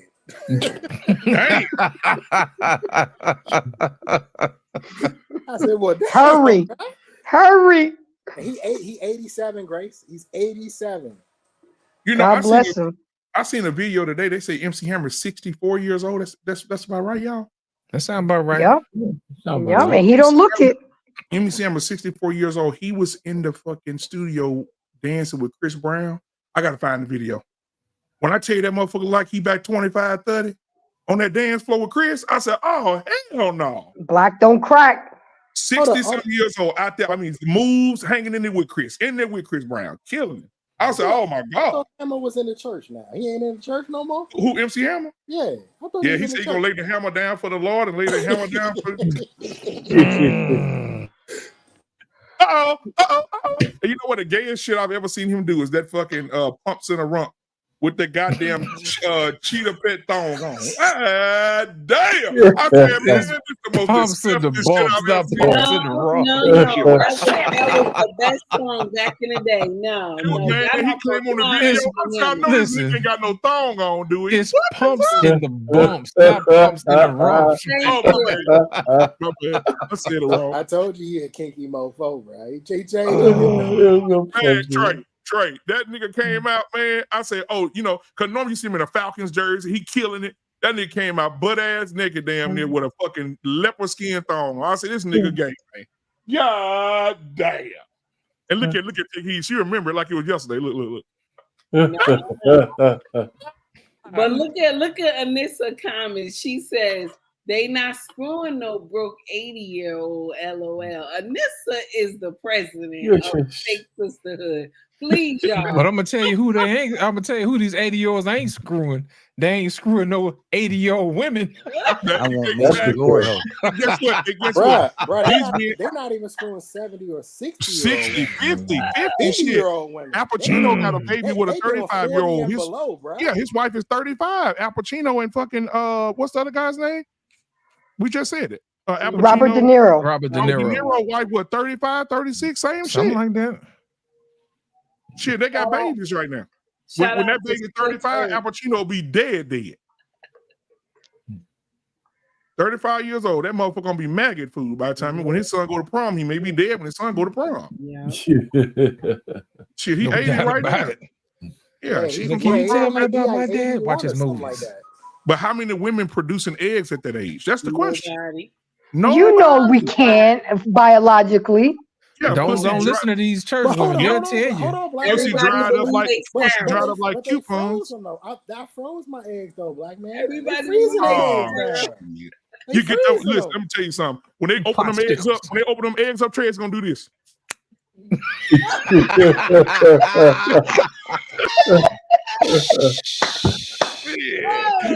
Powdered eggs. That's fucking Your crazy. powdered eggs. Powdered eggs. Everybody been with that shit. Everybody want that Y'all so wrong. Them eggs ain't got, hey, shit. blaming Baby them come out eggs. Yeah, baby come out looking like a goddamn coyote mixed with a pigeon. Them Hell eggs no. ain't got them eggs ain't got no yolk in them at all. No You know yolk. what I'm saying? You might No throw that yolk. pussy while There's you a lot of young. data that's been released lately, and one of the things that I found quite interesting that nobody really wanted to address is they were talking to a bunch of OBGYNs, and all the OBGYNs were saying that in their experience, they were showing that women who were between the ages, well, I can't even call them women, but females between the ages of 14 and 17 had the easiest and the healthiest pregnancies. And so once you start to get over 17, it gets complicated. And they were showing, like, they were saying, now this is from professionals, medical professionals, who were talking about the easiest and the healthiest pregnancies they were seeing. This is a collective group. It wasn't one OBGYN. This was a collective group of them, and they were all saying the same thing. And I'm just sitting here thinking, like, man, we have screwed women up so badly. We really have. We've really screwed y'all up so badly to make you think that having a child in your mid-30s and into your 40s is what's best for you, when in actuality, according to the science, according to everything, it's 30 years ago almost. Hold on. Anissa, she said, why do you think they screw Al Pacino? He's not married. She says he's famous and rich and provides security. If he was a regular guy, no way. DC Young Fly, go watch his interview. DC Young Fly said his daddy was 70 years old when he got his mama pregnant. Mm-hmm. There's plenty of guys like that. DC Young Fly, the comedian, 70. His daddy was 70 years old when he got his mama pregnant. 70. His mama was 40. Well, 40, 39 or 40. Shit, stop the cap. These old men been fucking these young women for a long time. Take heed, don't you know that? Them OGs, shit, come them OGs. What? Them OGs. Ain't nobody waiting till you get your paper up to make babies. Let me co-sign a little extra. Because back in my time, okay, everybody had that uncle that mama would say, go out there and see Uncle Jesse. Uncle Jesse gonna take you somewhere, okay? And be nice to Uncle Jesse. Wow. Every woman have experienced that, being young and being with a single mother. Every woman has experienced that. Anissa hasn't seen a lot. That's why. I don't care how old she is. Anissa has been sheltered. No. You don't see a lot. I believe, look at Anissa. I believe back in Anissa's 20, Anissa was throwing that pussy from the free throw line. I don't give a goddamn what nobody says. Which one of you motherfuckers want it? Come and get it now. Okay? I'm not going to marry none of you bitches, but you come and get this pussy now. She said, I'm a dressing Al Pacino. I know you is. You had a real feminist tone there, black man, when you said that. That doesn't sound like something she would say. That's what she would say. I'm gonna fuck you. You're not gonna fuck me. I'm gonna fuck you. Yeah. You're gonna do what I tell you to do. Somebody's getting fucked tonight. With a nice Chardonnay. With my PhD. You know she a freak. I told you. Anissa was hanging over the fence, but naked, was right here from the back while she had a glass of red wine. But anyway, no. Anissa said, "Stop playing with me, Bartholomew. If you're gonna fuck me, fuck me." What I said. We love you, Anissa. We love you. Get up here and defend yourself. We love you, Anissa. She with Bartholomew right now. Bartholomew is wild, by the way. That's a wild ass name. Bartholomew over there right now, butt naked with a chain around his neck. Go in the kitchen. Playing Ron Isley. Anissa probably into that. Go in the kitchen, get my ice cream, bitch, and don't you pull away from me. with some leopard skin bikini drawers on. What I said. I'm done. I'm done. Hey, ashtray. Go in and get your Hormel chili and lick it off my toes, bitch. You a kinky mofo, bro. I swear. Bro. Where do you think that up? Ashtray. Hey, Trey, we missed you, though, boy. Glad you wild, bro. Man, Trey, we missed you, boy. We missed you. Don't leave us for no goddamn 3 months no more chasing no ass now. I haven't. I did go on a few dates, but I haven't. I was dealing with some other things, man. You know. But okay, yeah, I feel you. Yeah. But it wasn't. No, I wasn't chasing no woman. I did go out on a couple of dates though, and it's good for you, man. It's good for you. Well, you know, you got to keep the muscle. Why you lick your lip? You gotta keep the muscle ready.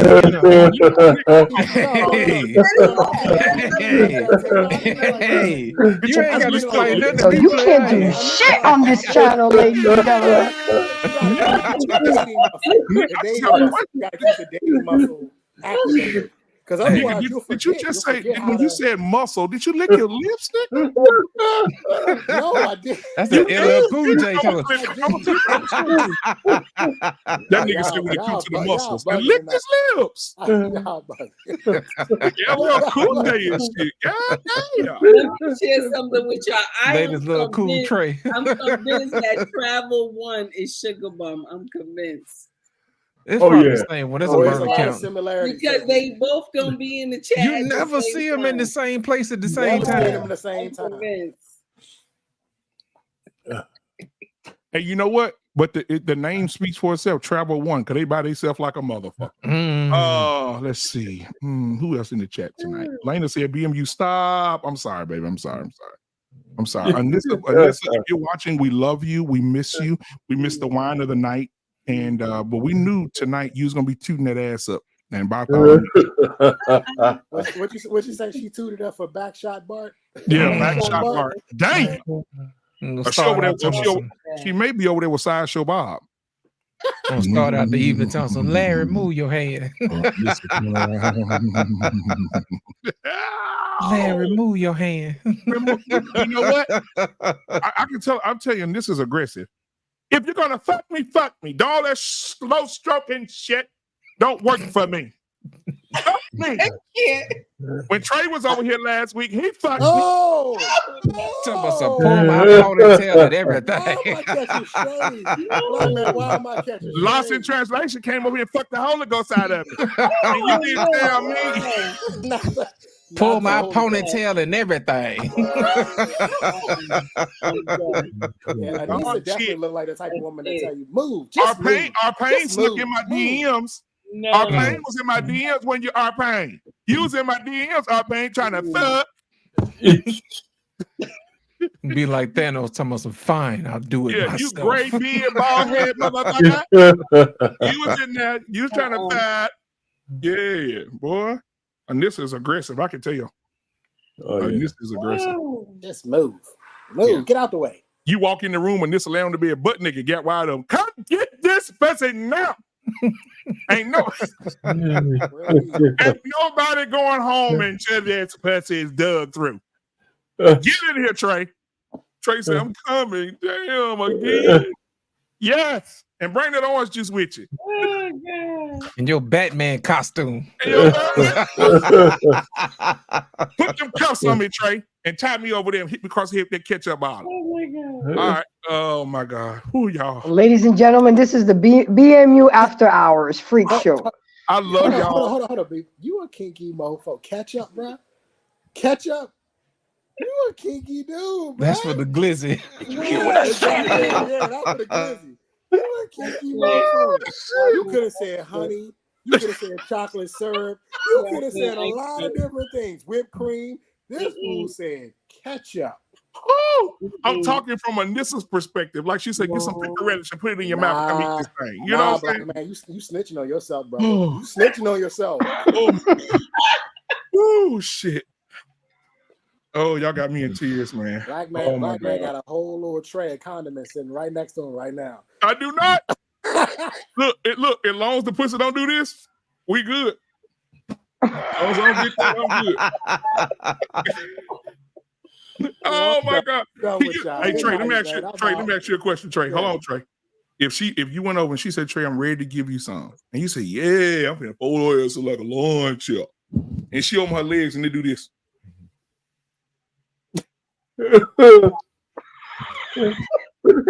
Okay, God. I can't. Oh, yes. Guys, we're gonna leave y'all on that. We love you guys. We'll see you guys on tomorrow's sports show at 7. We also have JT What We Know podcast. I think he'll be back tomorrow too, man. Congratulations to his daughter on graduating this past weekend. So prayers out to them, man, and congratulations to her. Until next time, ladies and gentlemen, don't end up with a pussy like this.